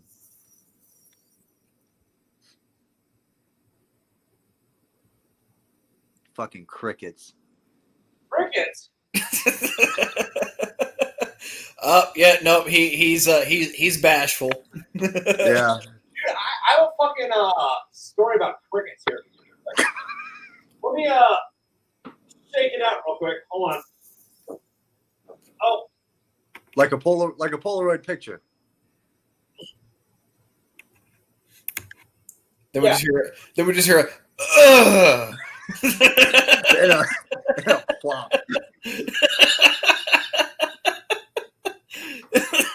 That's what it was. It was a fucking ass baby. So fucking like that. Hold on, give me a sec. My son just woke up. Well, fucking mute your shit. Fucking no, that reminds me. Fucking I guess one thing led to another with that. So I have a couple uncles that are were cops down in Florida, and they couldn't use fucking derogatory slang for black people. So instead of saying this or whatever, like their fucking I guess code word for black people is cricket, right? I've heard the term. Yeah, but one of the things that I thought was fucking hilarious, not anything racial, but in Florida, if you're on anything, Mm-hmm. and you're drinking, that's a DUI. Like, you're drunk riding a bicycle, DUI. You're drunk riding a horse, DUI. In a fucking wheelchair, DUI, right? So there was this dude, and he was So if you're drunk riding a Lebanese chick, is that a DUI? Boom. Listen. If you're riding a fucking Lebanese chick, you deserve to be in fucking prison for more reasons. So, Trip, how many years in prison would you be doing then? About a few. Anyway, fucking there's this dude, and he was like known by the fucking police, right? Like fucking, we're gonna pick you up, we're gonna drive you home, we're gonna pick you up, we're gonna fucking throw you in the trunk, take fucking ball or whatever. Anyway, this dude fucking eventually decides, dude, I'm gonna kill myself. Fuck it. So he throws himself in front of a fucking train, right? He loses one of his arms and both of his fucking legs. About a year after that, he's at a bar, he's drunk in his wheelchair with his fucking like 3 stubs in his fucking like drinking hand, and he's out in a fucking intersection, right? Like just driving his fucking wheelchair around, just stopping traffic. And one of my uncles fucking shows him, is, hey buddy, you're being an asshole. Let's take you home. Just put you in the car, get children in the car. We're gonna take you home, put you to bed. You'll be all right. And he goes, "Fuck you, pigs!" And they're like, "All right, so that's a DUI. You can't fucking it's like, You have to impound your wheelchair. maybe you won't have these fucking problems. Jesus, dude. His fucking take my drinky hand. Yeah. Well, anyway, Trip, I'm gonna hop off for the night, man. I'll catch you next time. All right, see you, dude. I'm not too far behind you. Fucking, I'm gonna smoke this and then I'm out. So anyway, I was gonna say, Matt. say what? I was gonna say it was good to meet Matt, but he just bailed. Oh, no, he's fun, dude. But anyway, fucking, I'm gonna probably stay on for the rest of the cigarette, or depending how this conversation goes, fucking a little bit further. But I remember fucking one time it was you and me, and we're sitting in the fucking gym, fucking bleacher fucking things in the new part of the fucking building at the fucking school, and we're talking about fucking Robotech. Yeah. Have you seen this fucking shit where they're like making a live action movie out of that? For real. Yeah. I mean, they've done it a few times and it keeps dropping off. And I don't have faith that it's ever actually going to be a movie this time because they keep like, we got the casting, we got the funding, we got the director. Yeah, fuck it, we're done. We're not done. But like right We're now, not doing again, where it's like, we're doing casting, we have a director. Robotech. Right. I think we were talking about it because I think the game just dropped on GameCube at the time. You remember that? And I think I was bitching and complaining because I was fucking getting my ass handed to me. I think it was GameCube and like PS2, I think. Same time. Yeah, that was the same. Yeah. Was GameCube PS2 or PS1? No, GameCube is, I'm sorry, PS2 is fucking GameCube. PlayStation was N64. That's right. That's right. Yeah. Also, that game kicked fucking ass, by the way. Yeah. Oh, it did. I never beat it. Dude, the Zoids game kicked ass. I just wish it was instead of like the stupid like battle Zoids where they were like organized fights. I wanted it to be more of that guerrilla shit that the war was about. Well, they had two Zoids. They had one where it was like a fucking like tournament game, and they had one that was like a fucking insurgency, and they were like two different shows, but it was like the same stuff in it. So, Yeah. Well, it was like the Rebels, the whole Rebel show like came out first, and then it was like, oh, we've kind of learned from the error of our ways. Now we just organize these fights, and rich people bet on them, and we do this kind of bullshit. That's why 08 MS Team was always my favorite Gundam series. 8th MS Team was my second favorite Gundam series, but like, goddamn, that was fucking good. It was, dude. It was as far as like being a walking tank. You know what I mean? I mean, you have fucking Zaku who's just chilling in the forest, sitting down. All of a sudden, it's like, surprise, motherfucker! Yeah, like it was just war. Everything else was like, we're flying in space, and I have Troa, and I have issues with my feelings. Gundam Wing was so fucking terrible. The only good part about it was heavy arms. Yeah.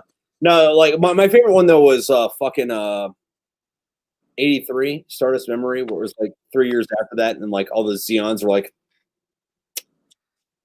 we're gonna drop a colony. Fuck you guys. And like it was all like super fucking dark, Oh yeah. Oh Yeah. dude, it was who was the Zeon protagonist in that one? Who was the guy? Annabelle Gatto was the main guy, but his boss was fucking Delaz. That's right, Annabelle. Yeah. I never finished that series, man. Dude, that was good. It was only like 13 episodes long though. Like fucking I think I only got like 5 into it.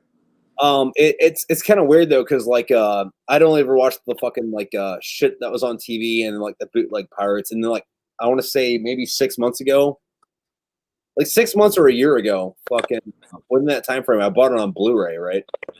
And it's don't watch it on Blu-ray. Like it's so fucking beautiful the way they animated it that you don't pay attention to the plot. You're like, they fucking animated every fucking line in this dude's fucking iris. And like you're looking at fucking dude's beard hair. Get the Like, fuck out, man. Individual fucking like lines. And you're like, dude, fuck the plot. This is fucking art. And like Dude, fuck anime gets a bad rap, man. A lot of people just they can't appreciate the artistic value behind it. dude, I it's mean, fucking beautiful. It's fucking great. and Although all that old stuff is all hand drawn. Oh, you done froze. I'm gonna take a screenshot of that. That's a funny fucking picture of you. good. I So think we're good. I think Are you good? I'm good. Are you good? I'm good. You're all like jumpity. Well, can you hear me though? I mean, I can hear you. Okay, all right. Yeah, no, but that fucking old shit's just fucking like goddamn. Like it's like I want to say the early '90s, late '80s, early '90s was like. The prime. I would like to think that like in 20 or 30 years, we're gonna look back at that as like the anime fucking renaissance. Oh yeah. Oh, absolutely. I mean, because what you're gonna see is new works, new shows, new series, and it's all gonna be CG, but they're gonna try to emulate that style. They're gonna try to emulate that kind of feel and like pacing. Dude, I don't know if it's just me, but like movies and shit today, their pacing is horrible. Absolutely fucking horrible. For the most part, yeah. See, one of the things that I fucking love, and I didn't realize until later, was like I went to go see the Joker, right? I haven't And seen it yet. so when I watched it, it made me extremely uncomfortable. It made me fucking creeped out, and I was like, "What the fuck is going on in this? This just makes me feel bad." But like at the same time, though, it's like, dude, this is a fucking cinematic masterpiece, right? And then I went to go back after that to like watch the fucking Christopher Nolan Batman movies. Oh yeah. And I used to love those movies, but after seeing the Joker, like that makes me hate those movies because every scene in every of the Christopher Nolan fucking Batman movies, the only thing that happens in those movies is we're just going to give you enough shit to like make you appreciate, not even appreciate, but like just move it along to the next scene.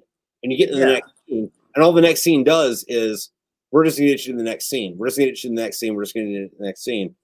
What I think the Joker did fucking great though, which is an anomaly, not in the Marvel universe, but like in cinema now, was like it put you in the scene and it made you violently unfucking comfortable. Like now I gotta watch it. Like your skin crawled and you're like, what?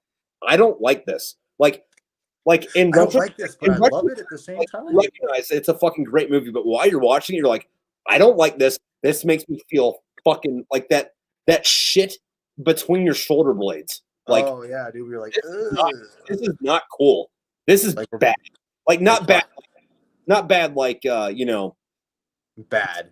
Cinematography sucks, or like this is a bad movie, but like this is making me feel some shit that I shouldn't be fucking feeling right now. Which is why I think that movie's a fucking masterpiece, because of how fucking terrible it makes you feel when you watch it. Yeah, so now I have to watch it. Which, now that I talked it up, you're gonna fucking hate it, because that's how that works. Well, like, there's shit that like I can't. There's some stuff I can't get behind, like within movies. So like I watched like the first 20 minutes of the Batman vs Superman movie, and I was like, no, if it's the rest of the movie is anything like this, I'm not gonna enjoy it. So I have no idea what the fuck happens in that movie.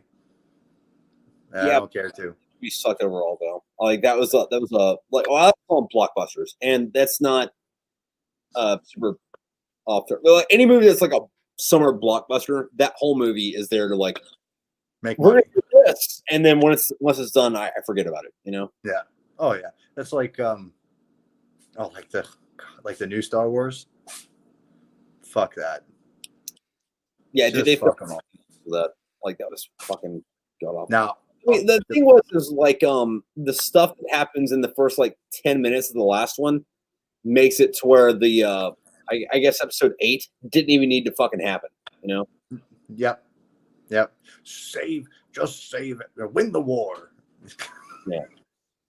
But I'll tell you, Mandalorian is fantastic.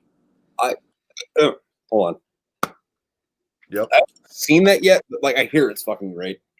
If I mean I appreciate it a lot, because if you go back to the original trilogy, like Lucas wasn't afraid of silence. He wasn't afraid of there not being any conversation, no dialogue, setting the scene with a score behind it, long fucking pans of fucking desert, but for some reason, like, it made you feel something about it. You didn't need the dialogue or anything like that. Now, granted, like the old ones were shitty in their own separate ways, but like nothing has been done like that. The prequel trilogies was all like boom, boom, pow, we got to keep shit moving. And the sequels are all boom, boom, pow, like Transformers, everything has to have an explosion every 6 seconds. You know what I mean? Mandalorian is just like, no, it's just this dude, and you can't see his face ever, so you don't get any of that from him. Everything is like physical body language from a dude in armor, so it's real subtle, but you pick up on it real quick. And silence and scene setting and fucking just a score behind it, and it's like, this is a good movie, man. Like it's not even a movie. It's like it's almost like a monster of the week kind of deal. Like it's all a story, but like the connection between them is like you can't really tell like the time frame between each one. Is it a day? Is it a week? Is it a month? Like, and they don't fucking tell you. You know what I mean? Because you don't need to know. It's not important. What's important is the story right now. This monster of this week right here that we're fighting. Plus, Bill Burr is hilarious in that fucking show. I've heard a lot of people compare it to like old spaghetti westerns. Yeah, I would agree with that. On that though, like one of my favorite things in movies ever was you seen A Fistful of Dollars and For a Few Dollars More and The Good, the Bad, and the Ugly, right? I've seen The Good, Bad, and the Ugly, and Fistful of Dollars. I was too young the first time I saw it, so I don't remember it. Okay, so I would suggest that you give that trilogy another take now that you're older. I mean, I would say like The Good and the Bad, right? Like just long fucking scenes of just nothing. Him just moving, walking, you know what I mean? With a score going behind him, and it's just like just dramatic. Just all drama.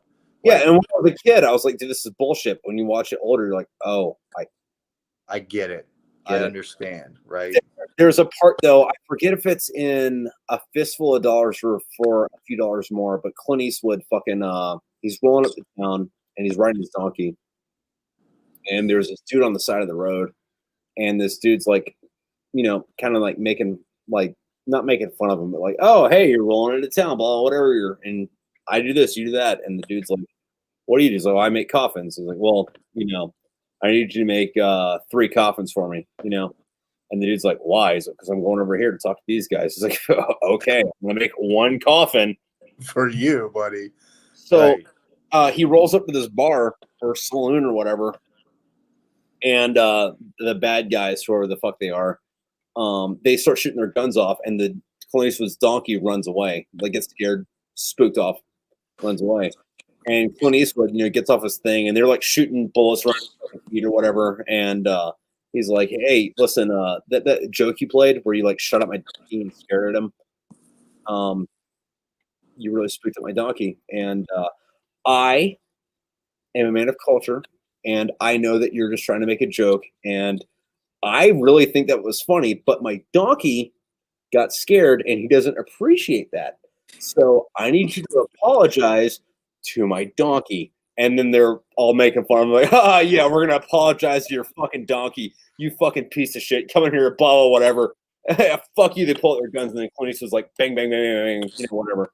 And like, you know, just like dead, like no humor in it, just like dry. This dude shot fucking whoever many fucking whatever. And he walks and he sees the fucking coffin maker and he goes, make that 6 coffins. Lights his fucking cigar and fucking keeps, you know? And it's like dry shit.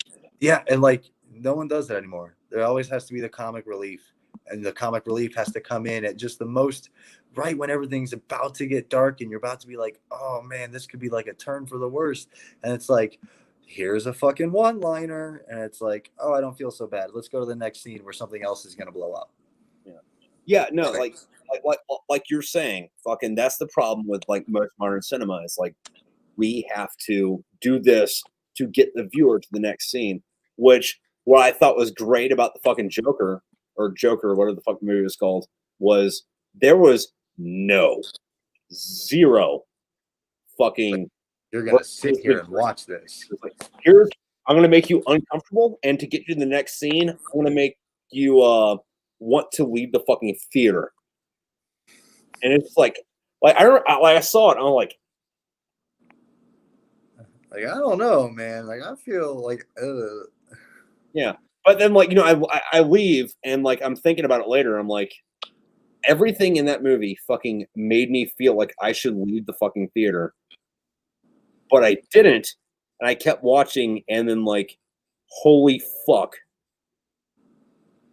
it's like that train wreck, man. It's like, you know, it's happening, and Yeah. you know the school bus is gonna get hit, but you're like, I'm still gonna watch because I'm gonna fucking watch, man. Yeah, I mean, it's a weird thing. Like I know what you mean about that. Like I haven't seen it yet. I'm gonna watch it, but I know what you mean about that. Like I don't want to watch this, but I'm not gonna not watch it. One of the closer things I can relate it to, I guess, would be what was it called? Shit. God damn it. It had the guy from 30 Seconds to Mars in it, and it had Jennifer Connelly in it, where they're like ass to ass. Requiem for a Dream. Jennifer Connelly is fine. Dude, fucking Jennifer Connelly is like ass mouth badge, my mouth on all of it. But Requiem for a Dream. Did you see Requiem for a Dream? Oh yeah. It was like that level of uncomfortable the whole fucking movie. Oh, okay. You know, when you're watching it, you're like, "Oh, this is a good movie technically, but why the fuck am I watching this?" It was kind of like Train Spotting at times, where you're like, this is getting kind of dark. But like even Train Spotting had like its comic relief in there too. Yeah. I still remember that episode of Family Guy with fucking Stewie. He's pulling the baby shit on the wall. Have you seen SLC Punk? I don't think so. No, it's got Matthew Lillard in it, and That's the guy who plays Scooby in the older movies or not Scooby, Shaggy. He was also in 13 Ghosts. Well, I mean, I know the actor, but I don't. Oh, okay. Yeah, Matthew Lillard's in it, and then that show Lucifer, the guy who plays Lucifer was in it. Okay, so I saw the first half season of Lucifer, and I was like, "This is dumb."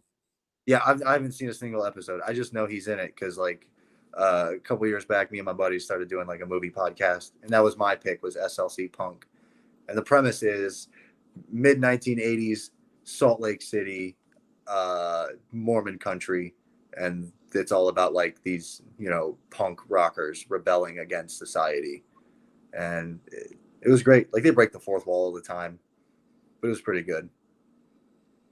It was pretty good. One of my all-time favorites.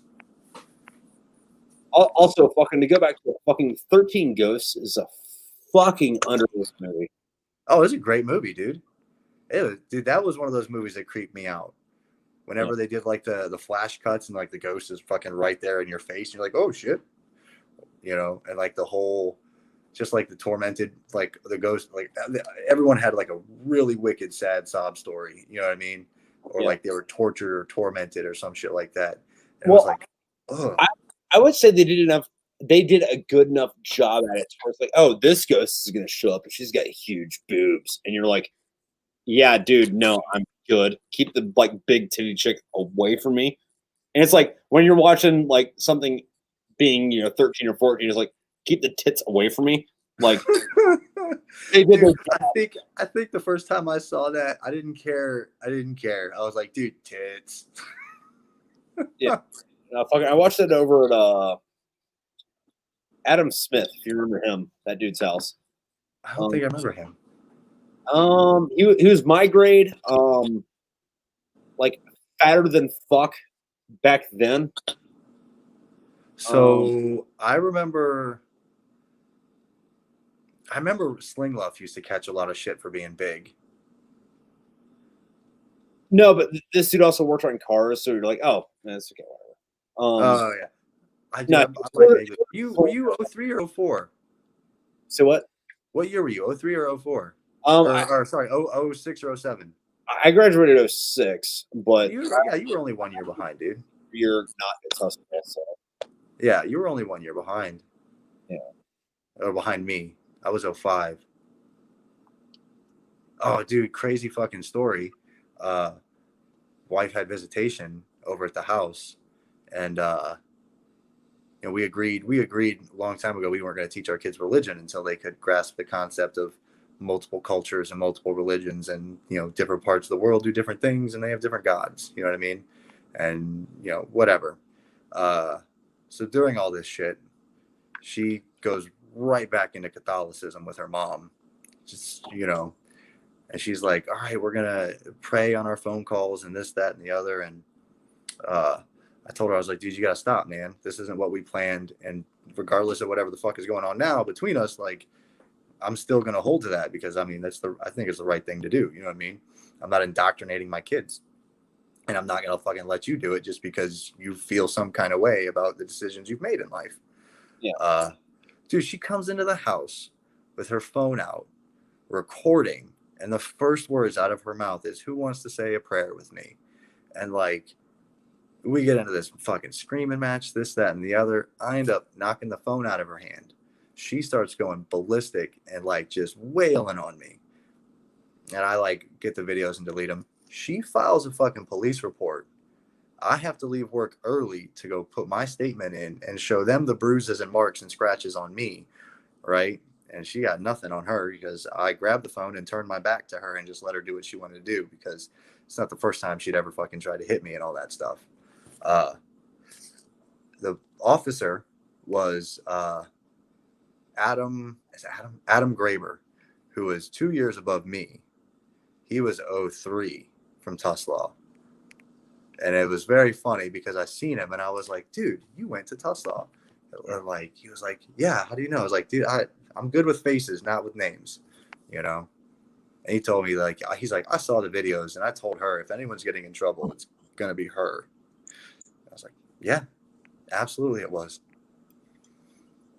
That's some crazy shit. It's nuts, dude. It's nuts. Like all the people around here that don't leave. Yeah, fucking. I think it's what's the word? What's the opposite of the word of detrimental? Necessary. I think it's necessity. I think it's necessary for human development in the 21st century to leave your fucking hometown. Oh, for sure. Like I can't wait to get the fuck out of here. I'm currently stuck because of litigations and shit. But like the second I can, like, dude, I want to be out. I want to go to the mountains, you know. And then once I can get out of the country, like I want to go see the country, take my kids and educate them. You know what I mean? Like, I don't want you guys to grow up being closed-minded fucking idiots. Like the world is giant. And once you start seeing that, I'm going to start telling you about how big the fucking universe is, man. Really think about that shit. Dude, no, and that's a fucking like conundrum though, because it's like, dude, how big the universe is. Also, this is how fucking small you are. Read this. Oh God, yeah. It's like, yeah, you think you're cool and you're awesome, or you know, like everything is about you, or you know whatnot. It's like you realize that like you're an infinitesimal speck in the grand scheme of everything that ever existed. Like, are you familiar with Carl Sagan's Pale Blue Dot? I mean, I'm familiar with Carl Sagan, and it was one of the fucking Voyager fucking missions, right? Fucking he had the fucking you know, the Voyagers, right? There was two of them. Yeah. Like they were sent out to fucking go explore our system, fucking the universe, right? And one of them they turned it around just for Carl Sagan. They turned it around after it was beyond Pluto. And they took a picture of the Earth. Got all these stars. The Earth is that fucking big here. Yeah. And when they released it, it was like every king, every emperor, every warlord, all the blood that has been shed, everyone who's ever lived and ever died, it all happened right fucking there. Right there. That's exactly how important you are. Yep. And it's like, Jesus, that's some fucking heavy shit. Because like, your ego likes to like, let you fucking believe that you are the fucking center of creation, right? Oh yeah. It's fucking heavy as fuck when you realize I'm not fucking important. Yeah. In the grand scheme of things, none of this matters. Yeah, I don't care if you want to say, the president or fucking, Hitler or Gandhi or Jesus or Genghis Khan. None of you are fucking important. Nope. You're fucking. It's big. It's it's like I mean it's all like to scale. Like our world is huge to us because it takes us 20 hours to fly to the other side, you know what I mean? But like it takes light 8 minutes to reach the Earth from the sun. Yeah. That's it. 8 fucking minutes, which I love that. I absolutely love that because it's like when you see that sun just dip down behind the horizon, that happened 8 minutes ago. You're fucking looking at the past, 8 minutes in the past. Every fucking day you look up, that's 8 minutes in the past. So I was reading up on something recently. I kind of want to hear your fucking thoughts on this. It was this psychiatrist named Carl Jung. He was contemporary of fucking what the fuck is his name? He was a contemporary of Freud, right? Okay. He was like his competing psychiatrist guy. He lived a little bit longer though, and by longer, he lived enough to write a couple books on fucking like. Why the fuck are people seeing UFOs? I don't know, but here's my opinion. Right. But one of the things he wrote about was your ego gets big, right?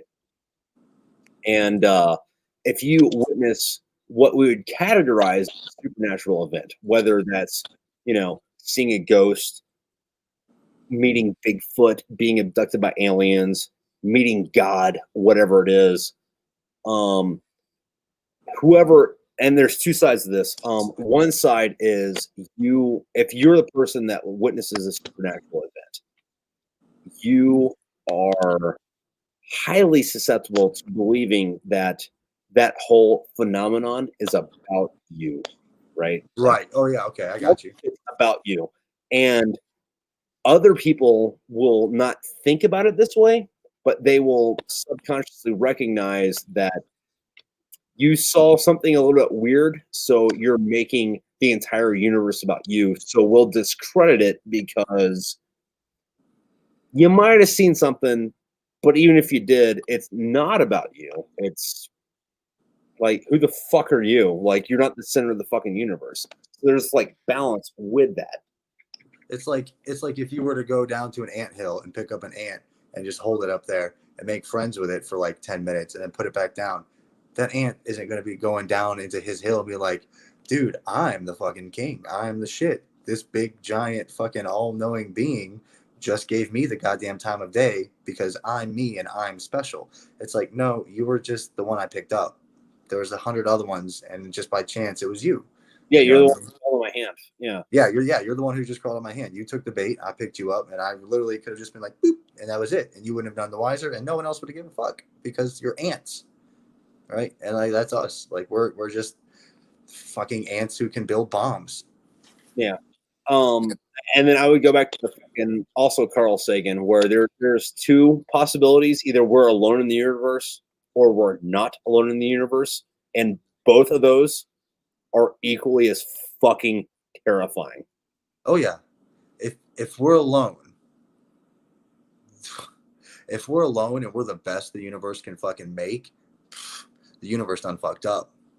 Yeah. If we're not alone, which apparently we're not, because all the military is releasing all their UFO footage now, and they're like, hey, yeah, aliens are real. They've been coming here for a while now.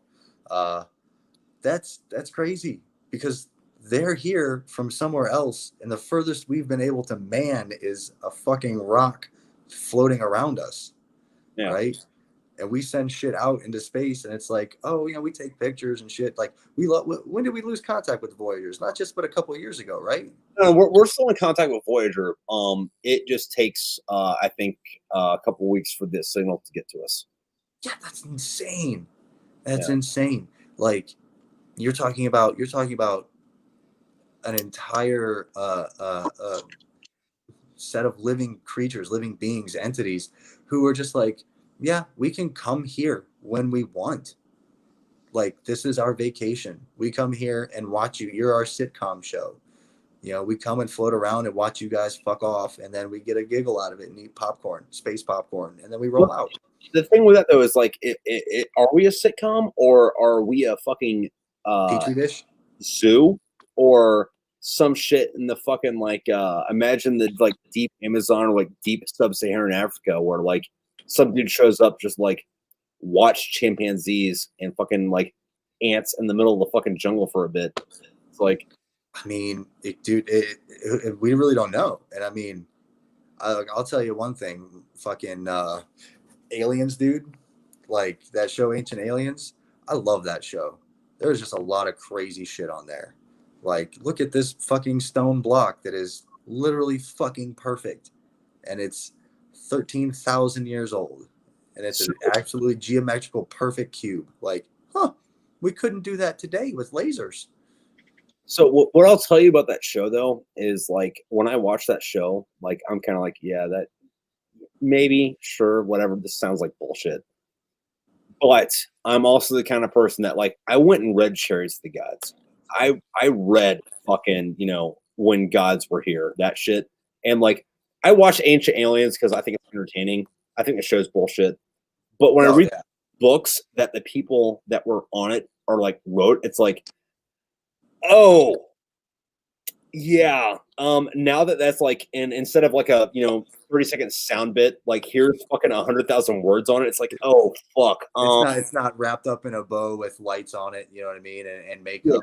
You're like, this is someone's fucking dissertation. They spent years writing this shit because they spent years thinking about it and researching it. And you're like, oh, fuck me. Yeah. And like, this goes back to the thing, like, are they right or are they wrong? If they're wrong, then we're alone in the universe, and that's what the fuck. But if they're right, what the fuck? Yeah, what the actual fuck, like, and I mean, dude, my thought is this: is to believe that in the vastness of the universe, and like we only can see part of it. The observable universe is just a fraction of the universe itself, and we can only see that much. And then because of like a redshift and all that shit, but like to think that we are the epitome of sentient life in the vastness of everything is so egotistical and ignorant that we're the only things that could think that. Well, here's two other things to that, and I'm gonna precursor with one thing and another. So the one thing is scientists recently, like within the last few years, like doing their fucking math on it, and they're like, if there's other intelligent life, like not like, you know, bacteria, but like Intelligent, sentient, intelligent fucking life, it's almost mathematically impossible. Not that they don't exist, but that they're more than 3 light years away. Like fucking scientists were like, we haven't found it, we can't prove it, but it's highly improbable that this shit didn't happen at this star system, like right in our fucking neighborhood. However, the caveat to that though is the universe is fucking old. Our star is fucking old. Our solar system is kind of fucking young. So that doesn't mean that like next solar system over, they didn't do all their shit and they died 20 years ago, you know, and they just didn't evolve to the point where they can get here. On the other hand, my point A or my point B to this was I was talking about this with fucking vegetarians. I don't know if you were fucking watching it earlier, but this also translates into aliens, right? There are two possibilities, right? There is a God, there isn't a God. right? If there is not a God, it's mathematically impossible that there's not something else out there. If True. there is a God, it's both fucking arrogant and fucking ignorant to believe that we're the only things he made. Oh yeah, Like, you made the entire fucking universe, and you're here with us, just Yeah. us. Like, we're your pet project. We're not experiment 37. You know what I mean? Yeah, and like even if you use like biblical shit, it's like, yeah, like for the sake of argument, let's just believe all the Bible's true. Okay. At no point in the Bible did any of the texts say that we're the only. We're just the A here. Yeah, yeah. I mean, it was like he got in the beginning. God created the heaven and the earth, and like he came down and man and beast, and we have dominion over man, and saw that we were alone and made the woman from the rib and all Well, that one shit. thing that's funny with that is like if you look at the Bible, right? God created the heavens and the earth, created the stars, he created the earth, created the ocean, created the land, created the plants, created the fish, the animals, and then us. If you look at evolution, nothing, stars, planet, ocean, mountains, plants, animals, fish, us. And like one of my things though is like let's just say the Bible's right? Like the regardless of like what your fucking religious beliefs are, right? Let's just say that like the testimony of it's correct. If you're God, you made Earth here, right? And you're trying to explain yourself to a fucking goat herder in fucking the Middle East fucking 5,000 years ago. You can't say, hey, goat herder, look what I did. You have to be like, okay, so dude, on Monday I made the sun. On Tuesday I made the plants. On Wednesday I made the animals. On Thursday I made you, and then I took Friday off. Right. Yeah. You can. I mean, because there's no frame of reference. Yeah. That Yeah, person, like, that you're a guy goat. doesn't understand. Yeah. So I just think it's kind of weird that it lines up the way that it does. And Yeah. that corresponds also to like it's the language of the time. Like when they talk about the chariots of the gods, chariots and fire breathing dragons, like it's the language of the time. They don't know what the fuck a spaceship is because the word space doesn't exist in that manner. And ship, if there was a ship at the time, like it's on water. and it is barely fucking functional. You know what I mean? And the idea that, you know, the Earth was fucking flat. Everything revolved around us. Like we've been egomaniacal maniacs since the beginning of time. Right, right. Because I am the center of the universe, and like my fucking religious and fucking socioeconomic beliefs, we're it. Oh yeah, that's it. That's us. Like we're the epitome. We're apex. You know what I mean? That's humanity in its fucking nutshell. So one of the things I think is kind of funny is Plato wrote about this when he was like talking. It wasn't the same, I guess, like text as Atlantis, but it was like around the same time where he had this fucking not allegory, this story about some dude that was like talking to some dude in Egypt, and this Egyptian priest was telling whoever the fuck else it was like, hey, listen, your culture is a lot older than you think it is. You just forgotten because your culture got destroyed. But like these other invaders came in from the sky with fire and fury, and your people defended the world from these fiery sky invaders. But when you saved mankind from this, your culture and your society got destroyed, and you've forgotten about it. But we remember when the sky people came down and destroyed everything. The Anunnaki. Yeah. It's like on one hand, it's like, oh yeah, this is some like this esoteric, you know, like apocryphal fucking like bullshit or whatever. But it's like, where It's still plausible. An idea from? Where did this guy get this fucking idea from? Right.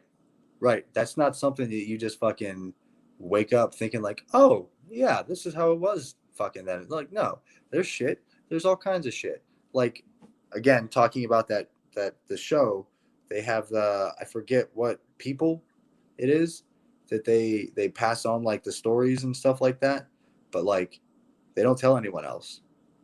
They don't. They keep that shit to themselves and their little community, and like that's their truth. And like, we don't know what it is. They won't tell the rest of the world, but they'll give you like glimpses and hints that like, oh yeah, the star people are fucking real. You know what I mean? We know about all of this shit, but you know, we can't tell you. You know what I mean? It's not what we're supposed to do. So like that comes into two things, because like, you know, like back in the day, you know, the priest is supposed to know shit that you're not supposed to know because he understands all of it. And if he was going to explain it to like layman, whoever, it's like, you're not initiated. Like, this education takes fucking 30 fucking years to like kind of get, and then once you get it, it's like 20 more years to understand. But what I think's interesting is like, you know, back in the day in the fucking Levant, the Anunnaki, right? Which Anunnaki means sky people. Anu, sky, Naki, people. People, yeah. In Central Plains Native Americans, they also had people that came down from the sky who were called Anunnaki. Right. Anu, sky, Naki people. And it's like, where did you get them words from, man? Yeah, you guys didn't communicate, right? Like, right. You guys, there was no phones, right? You didn't have a cup and string, man. Like, no envoys. And I mean, at that time, it was all tribal. Like, if you saw someone from a different tribe, you fucking killed them. Like, you weren't like emissaries of peace and shit like that. Like, everything is tribal. Like, and I mean, society's still fucking tribal, but whatever. Yeah. Going to the tribal thing, one of the things I think is fucking hilarious is like, if you get like really deep into the fucking conspiracy, right? And I don't want to say conspiracy, I want to say conspiracy, right? So fucking there's this like you know, galactic fucking like bullshit going on, which is like similar to the US Soviet fucking, you know, fight over third world countries, or I guess like in Star Trek, the fucking Prime Directive, like they're underdeveloped. We don't fuck with them. We can only subversive fucking shit. But if you go deep into that, right, like fucking there's two big powers fighting over the control of the galaxy, and one of them is like the reptilian shapeshifters, you know, that like can infiltrate and like Hillary. Yeah. But then the other side of that, which are also fighting on Earth, because Earth is a fucking proxy war, right? Because they can't actually fight; they just have to do Cloak and Dagger.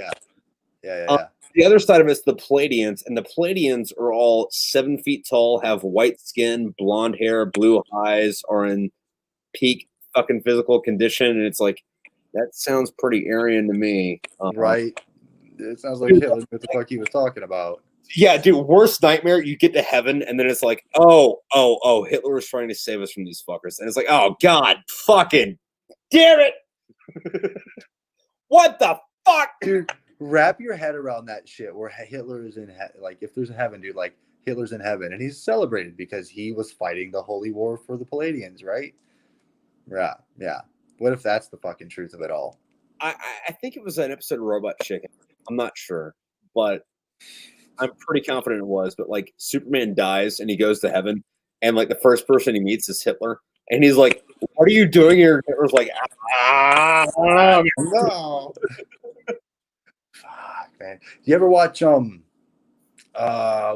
what's shit? Who's the guy who made Family Guy? Seth. Yeah, him. Do you watch his Star Trek thing? Oh, fucking Orville. Yes. I'm reminded of the one where they come across the derelict spaceship that's on a course to the sun, a planet, a star, or whatever, and all the people there think they're on a planet, but the guys of the holy church know that it's a ship, and they just won't tell anyone because it's their fucking secret, and they like rebuke the Orville crew saying, "Hey, your spaceship that you know about and you're not telling anyone about is drifting to a fucking star where everyone will die," and they're like, "Nah. That's not we're not doing that. We know what we are, and that's not what our purpose is. We're just a ship." Like, yeah. Just fucking stupid shit. That was a good show. Dude, okay, so fucking that was a fucking amazing show. One of the best Star Treks. I know it's not Star Trek, but you know. It's fucking Star Trek. It's the best Star Trek. The other thing though is like fucking nobody makes fucking like you could say you're just making this fucking comedy or you're just like making an action movie, but nobody makes fucking any media without trying to say something, right? Oh, of course. It's like Everyone has an opinion and a mild agenda that they push out a little bit. yeah, it's like fucking like what the fuck are you trying to fucking say when you fucking make a TV show like that? Like fucking like not like what the fuck, dude? Fuck off. But it's like, dude. Like, what do you know something? The fuck do you know, man? Yeah. Did you get with Joe Rogan? Have you done DMT? Jamie, we got video of that? Dude, have you seen that fucking meme yet where it's like the worst part about dying is you're sitting there having a conversation with God and you're like trying to like, you know, communicate, you know, what was wrong with your life and like how to, you know, negate it or like make yourself at peace. And then while you're talking to God, like Joe Rogan shows up just like babbling bullshit. And then like God's like, hey, don't worry about him. He'll be gone in a minute. And then like Joe Rogan's like, yeah, dude, that's crazy, man. And then you're like, I was trying to have a conversation with my life with God, man. I'm like, what the fuck? He's like, oh, I just hit this DMT. I just came to visit for a second and I'm out. Yeah. Speaking of which, I tried that one time. Not enough to go like through the veil, but Yeah. like I believe it could take you there if you had enough. From my personal experience, it was really weird and awesome at the same time, and very frightening. Very frightening. Like Well, I didn't have the same kind of like. Very frightening. What's that? Anything that like changes your consciousness, even like that much, is fucking frightening. Oh yeah. When you go from like 10 to 9.8, and you're like, oh fuck, like Yeah. that's a trip. And like, I would say it took me from like 10 to like 9, and I was like, oh shit, I feel like enough at a certain time. Or better yet, I would probably just do the ayahuasca personally if I were to ever do that shit again, just because it's like ancient and tribal, and these fucking motherfuckers found that shit out in the desert, you know, or in the jungles and shit like that. And I would probably do something like that. But fuck, when I'm older, when I'm way older. Yeah, so like I want to say I have 2 levels of fear with that, right? like the first level of fear is like in my mind it's like just like there's something under the ground, right? And you're just moving the dust away so you see it, right? And once you move the dust away, you meet fucking your deity, whatever the fuck it is, whether it's actually God or something you fucking construct in your mind, right? Either way, equally as fucking terrifying. You find it, right? Like, and it's like, what the fuck is it? This is the meaning of life, or this is fucking creator of the universe saying, dude, this is what you need to fucking do, right? Right. Second layer, and this is just something I fucking I don't know if it's because of like who I am or a product of the culture I brought in or like a product of all the books I've read and everything where it's like second layer is like God fucking is like, all right, cool. Listen, you're one with the universe, but to truly understand, you need to go just a little bit deeper. And you layer off that next piece of sand and you see a swastika and you're like, God fucking damn it. All right. Now you're talking about fucking Armada right now. No. And then you're like, I got to move the swastika. It's like, here's the spear of destiny and the literal dead body of Christ. And you're like, Are you like kidding me? Are you fucking serious? My thing about that, like I can see like the fear. Like my fear is like either it's all literally just nothing, and it's just the chemical just fucking with your head, and you're believing what comes out of it to be something. Yeah. More frightening to me is that it's actually doing the thing that people say it's doing, where it's peeling back the veil and the layers and allowing you to like connect universally to like these higher beings or anything or whatever it is. Like that frightens me more. Like I'm super intrigued and I would like love to have that kind of like knowledge, but at the same time it's like I think my mind would fucking melt because that's fucking heavy, dude. Like you're telling me I can astral project. You're telling me like I can do these things and like lucid dreaming is fucking real shit. But like, I mean, all that really means though is that like you've tapped into the human condition to which we are multidimensional beings. trapped. Which by the way, I'm not saying that's not fucking terrifying. I'm just saying that it's like, all right. But like at the end of the day, yeah, dude, I fucking agree with you. It's like, are we this because science, or are we this because God? Right. Like, what the fuck? And what if it's both? You know what I mean? What if it's a meld of the two? What if it's not God and science? What if it is just a superiority of science that has created these gods? So one of the things on that though is like fucking I haven't really put the thought into it for I guess spiritual stuff, but on the fucking physical plane of it, I don't, this isn't my idea. I've just kind of adopted it from fucking other people, but it's like also kind of a fucking like what the fuck thing. It's like evolution isn't why, it's just a how. Like imagine, fucking God created the heavens, the earth, and whatever, but it took fucking millions of years to get from like placenta to fucking you, and evolution is how God did it. It's like, or maybe not God, like the gods or some higher being. It's like that's still like pretty fucking scary when you put it into context. Oh yeah, absolutely. That's like for a person to like realize that they might not have any fucking control over anything. It's fucking like deafening to your inner sense. Like if you believe that like everything is ordained and every decision and everything you've made is like the will of a god or whatever, we'll use the term loosely. That's comfortable because I don't have to make any choices anymore. Everything that's going to happen, somebody else made that decision. I don't have to bear the burden of making decisions or taking responsibility. I mean, I see that. I see it. I can see that.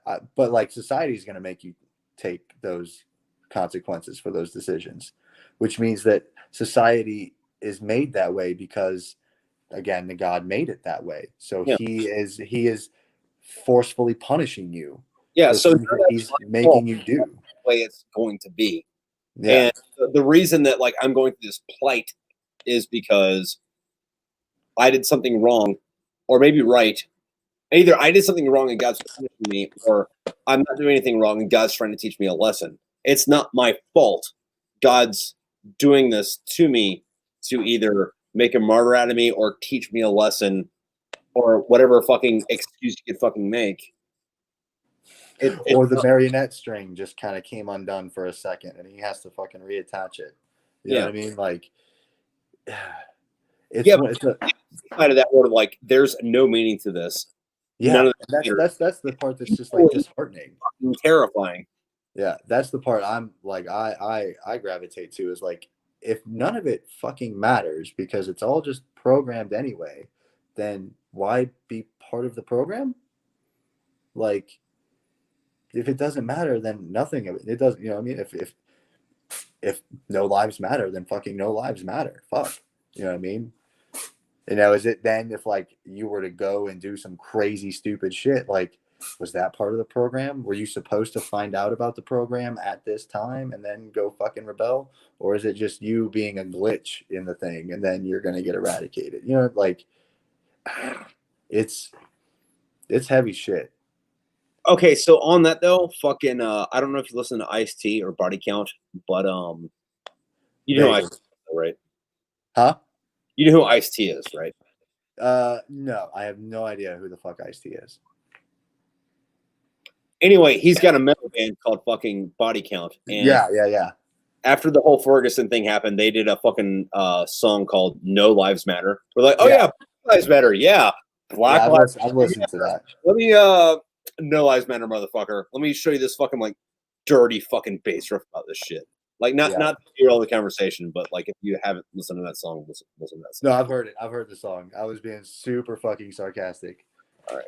Just making sure, you know. You mean to tell me this motherfucker likes children? Dong dong. Yeah. Yeah, man. Like, the craziness about all of it is that you won't know until it doesn't matter anymore. That's kind of like in life right now. I like to equate that to experience, where experience doesn't matter until like, yeah, until you have all of it. Yeah. It's just like, oh, I can do all these things really great, and it's taking me all this time to figure it out, and now that I can do it, like, I'm too fucking old and broken to fucking use it. Yeah, it doesn't matter until you already have it, dude. I on that level, going to that like human condition, and like what if here's like a theory, kind of like, if everything is connected that way, right? If the universe is like connected and we're just kind of part of it all, like we could all be like consciously connected and whatnot. What's to say that your conscious or your soul or your essence or whatever doesn't go and create whatever afterlife you believe in? Like, energy, like, what is it, like, energy can't be created or destroyed, so like the energy that's within you, like, that runs your fucking noodle, like your consciousness, your personality, who you are, your spiritual being driving your fucking meat skeleton mech, like, when you die and it just shuts down, does it just dissipate, or like, does your subconscious in that blink before death create like a looping embodiment for itself of what it truly believed prior to death? So like, if I don't believe in heaven when I die, does that mean that like my consciousness doesn't create a heaven for me? Or if I do, does my subconscious or consciousness like create that little blip of heaven, and in that fraction of a memory as I'm dying and dead, is that where all of time, which is circular, not linear or whatever, just stays there with me in that little bit, and I stay in that little fucking thought of nothingness or everything.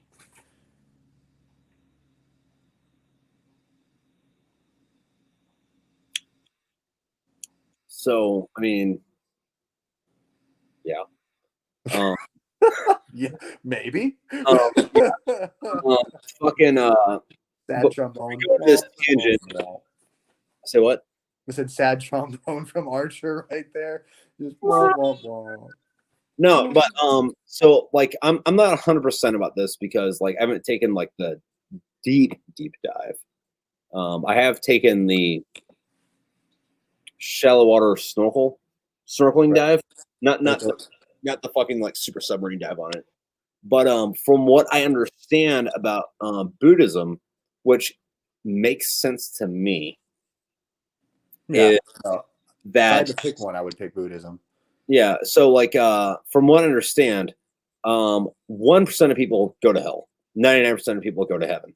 However, you have to go through a lot of fucking your soul has to go through a lot of incarnations and living lives, right? And what happens in it is you keep reincarnating until you learn all the lessons that you need to learn in order to, you know, live with the fucking higher being or to get to be one of the higher beings. Not live with the higher beings, but to be one of the higher beings. To be right? one, yeah. Like Because Buddhism believes that like we are our own God. Everyone is their own God, right? and it's not in the fucking way that it's like, oh yeah, listen, I'm the fucking God of Israel, blah blah whatever. Yeah, no, not like that kind of God. Like you're your own. Yeah, like lowercase g fucking God. Yeah. But you don't just like show up and do that. Like you have to learn a lot of fucking hard fucking lessons where it's like you keep getting reincarnated as fucking either shitbags that don't fucking learn the lesson at the fucking right time or like people in fucking extremely fucking unfucking fortunate fucking situations and you keep getting beaten down and like what the fuck until you've done that enough times to like that's it. I get it. And then at that point, Yeah, like you see those people that have like the modest life, right? But like everything's good for them. Everything's fucking good. Fucking it's all perfect. Perfect family, perfect this, perfect that, perfect that. Yeah, they're on their like 800th fucking reincarnation, right? I mean, They're, like from what I've seen, if you have a fucking perfect life, your parents were fucking really good for you, and you didn't have to fucking learn any of the fucking like, hey, I have to fight this motherfucker lessons, true. So it's not necessarily in that order, It's Right. like maybe like you're all good except for like,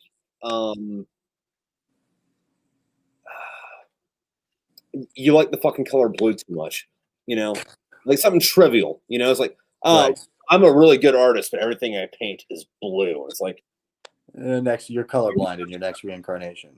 yeah, like when you get to that level, it's like perfect fucking being. It's like, dude, it's not blue, it's not red, and it's not. Yeah, it's not like omnipotence or anything like that. It's like it's like a oneness.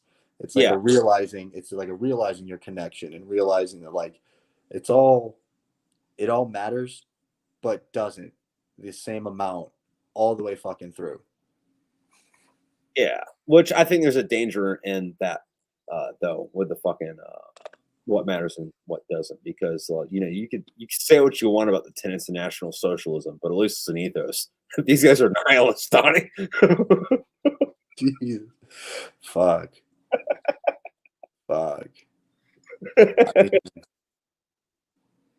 Yeah. But once again, like, how fucking pissed off would you be if you get you die, right? You get the fucking gates of fucking heaven. And first I was like, holy fuck. There's heaven. Not lights off. There's a fucking thing here. And you go up to the fucking gate and like the gate guard's a fucking Gestapo, dude. You're like, God damn it. And then God pops out. He's like, nope, I didn't. Why is God German? He was a fucking read the Bible. He's from Iraq. This should not be happening right now. Which I think is another fucking funny thing because like like modern, I guess, like thought is like, oh well, God, the God of Israel, he's from Israel. He's from fucking, that part of the fucking thing. most of the Old Testament took place in Iraq. Just Yeah. saying, if God's any nationality, he's Iraqi. Yeah. Just fucking saying. Here's a thought. If I kind of so like we know that we have this life here, like we can reach out and touch things, and we have impact on like our physical and mental world, right? Like we're here presently. So like I know that this is at least the reality I have. Or at the very least, it's the reality you have to deal with. Right. So if there's God and God just wants me to worship him because and all this, and like, you know, God's end goal is to get the person to realize that he has to fight for the afterlife. Would that same God then like, you know, demonize the person who doesn't believe in him but still lives his life within a good tenet and doesn't fuck off and like slaughter fucking people for no goddamn reason, or rape kids, or embezzle money and just wreck shit? The guy who's just going through life, fucking doing what he does, raising his kids, having family, being good for the community, does work. He's just a fucking cricket, right? He's just chirp chirp, and then, you know, that's it. In my mind, the God that everyone believes in wouldn't chastise that guy, because everyone who believes in God does what they do because they believe in God. The guy who doesn't does what he does just to do it. It's like the shopping cart thing, right? Yeah, with it, like, there's no fucking repercussion for not putting that shopping cart back. Right. But if you don't put it back, you're a fucking asshole, because, you know what I mean? You're just a dickhead. But if you do put it back, it's like, oh, you were just nice. So I have a thought for you. Theory, maybe. If you look at old religions, right? Like not Abrahamic, but like old religions. There's 5 afterlives. There's paradise, and you have to have divine blood to get into paradise, right? Like Okay. you have to be God to get to Olympus, right? You have really cool purgatory. Okay. Yep. So like frozen yogurt, not ice cream. Yeah. So like in like most religions, there are 5, right? You have paradise, but you have to be deity to get into paradise, right? You have really cool purgatory. You have purgatory. You have like what the fuck ever. Purgatory, and then you have fire and brimstone, right? Right. Yeah. So pretty much you have like great, but you have to be God to get here. This is cool. This sucks. And like, And then right? fuck, my skin is on fire. Yeah. So in almost every other religion, I don't know about almost every other religion. Every other religion that I can think about besides Christianity, the best you can get to is this is better than fucking not purgatory, you know? Right. But thought experiment. Imagine all the gods every religion were real, right? Like, Okay.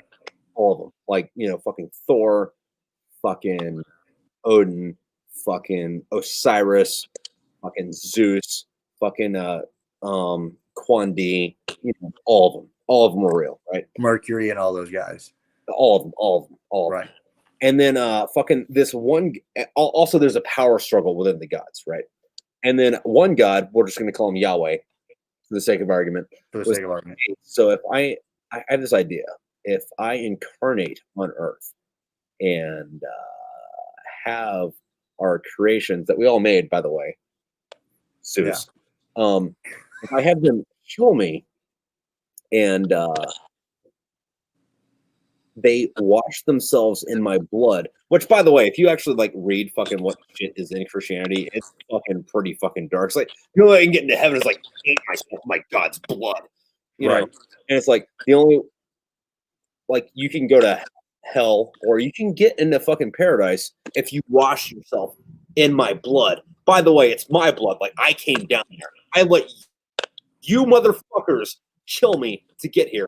And then like this one god, comes down and is like, you guys kill me, you paint your fucking bodies in my blood. And that gets you into, since it's my blood and I'm divinity, you have divine blood on you. Into fucking paradise. Top level paradise. It's like, if you look at it that way, it's kind of like a, what are you doing there, bro? Like, I'm pretty sure all the other guys We're like, what? are fucking mad at you, man. Do they? I mean, yeah, they would have to be, because like that's their domain, that's their plane, right? And this dude just went down there and said, "Fuck it, if they want to, I'm gonna let them all come in." Yeah. So what if this like one like, Hebrew Jewish god, however you want to. Oh, You get all these fucking mortals up here. We good? Are we good now? I think we're good. Are we good? Okay, we're good. I can see in your hand. Hebrew Jewish God. Yeah. So what if this like one god that just is like the Jewish god is like, I'm gonna let everybody in, and then like all the other guys like, you can't let everybody in. They're not gods. Fuck you. They're And not he's like, this tall to ride the ride. yeah, and he's like, do you know what? There's this magical gate that only lets you in if you're like have divine blood in you. So guess what, motherfucker? Fuck you! Fuck you! Let them in, motherfucker! And then like, what if you get to heaven and it's like, oh, so all the gods, only one of them actually gave a shit enough to like kill himself? I mean, that's a heavy one to wrap your head around, because then you're thinking about like, God so loved the earth that he gave his only begotten son kind of shit. You know what I mean? Like this dude martyred himself just because it was either fuck you guys, you're dicks, or like, I really love these little things that we all created. Ants are cool, and I'm tired of looking at them in their terrarium. I want them to come party with us. You know, Which, I mean, that would be cool if that ends up being the way it is. I mean, but see, then again, like, I could see, I see, and then like, well, so if you're, I mean, it's hard to kind of like put like a human kind of mentality behind like reasoning and stuff. Fair. So if he was so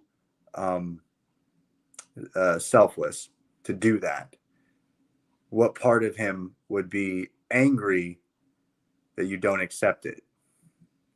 Right? So, fun fact about this, and there's a few other things that go in this, but fun fact about this, fucking in the New Testament, in English you don't get this, but if you look at it in Aramaic or Greek, in the New Testament, the word they use for God, I forget what it is, but it's God. Like, it's a lowercase g God, but it's God, right? Right. In the Old Testament, they almost exclusively use the word Elohim, which is plural. Right. So in the Old Testament, they talk about God, but God is plural. But in the New Testament, is like, that's me. That's me. Right. That is me. And like, it doesn't translate well because, Christ comes and he's like, hey, yeah, I'm doing this, blah, blah, whatever. That's my dad, by the way, who's also me, blah, blah, whatever. But like, just like whatever. And it's kind of like it's like one of those fucking like, it's hard to pick up it's hard to translate to English because it's like, whatever. But like in Aramaic, from what I understand is, yeah, that's God, but the word they use for God is a homonym for me. Kind of like airplane and like plane on like a math thing, like plane, same word, different connotations with it. Right. So, I mean, so is that kind of like where the Trinity, the Holy is like the Holy Trinity part of like the Aramaic and Greek Bibles, or is that yeah, that is too, and like that's a Western Christian fucking split, because what is it like in like Orthodox Christianity, from what I understand, not an expert, just from what I understand, it's monotheistic, but there's three gods. You know what I mean? God the Right. Father, God the Son, God the Holy Spirit. It's three gods. We only worship this one, but there's He's fucking Tiamat. yeah. But fucking like on the Catholic side of it, which as much as we want to disassociate ourselves with the Catholics, especially after fucking what the Protestant Reformation of fucking like 16 whatever the fuck it was. It's like, yeah, no, there's only one God, and like God's Son, who we also worship as God. We only acknowledge one God, even though God's here and his kid's here and his like broness is here. Well, then it's like if you're gonna think about it like a family tree, if the big G God made little G God and bro God, right? Like, I mean, they're the sons or incarnations of like the same thing, and like if is omnipotent, why the fuck can't he be in three goddamn places at once? You know what I mean? I mean, can God make a stone that he can't lift? Like, yeah, but he doesn't because he can fucking lift it because he's fucking God, right? Or whatever. It's an asinine fucking question. Is that beer or energy drink? Oh, it's beer, but like I don't like it. Like foamed the fuck up. It looked like one of those Bang Pina Colada cans. That's why I asked. Fucking, I know that like we haven't like actually talked since like fucking high school, but like if you ever accuse me of drinking Bang again, I will show up in fucking Ohio. Well, then don't hate that I fucking use them at work, man.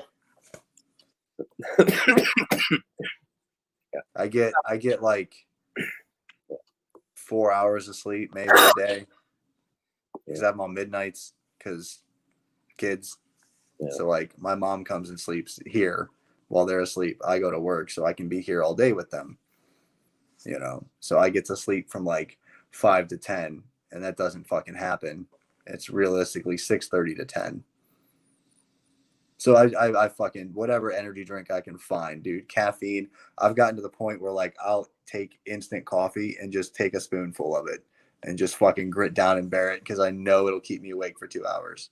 Well, I mean, I feel you on that. It was a joke, but I feel you on that. Fucking, I was gonna say, I mean, dude, to each their own, because like, I know, dude, like I used to fucking like when I was on like watching shit, like just take coffee grounds and like dip them because dude, you gotta do what the fuck you gotta do, man. And like, dude, call me a bitch, pussy, whatever, with seltzer fucking shit. I'll chug that shit all goddamn day. Oh no, all fucking day. Dude, I was just making jokes, man. Fucking. That's why I said, dude, don't think less of me because I do. But like, I will not take that on though. Is like if you're banging White Claw and pretending that shit's fucking whiskey, fuck you.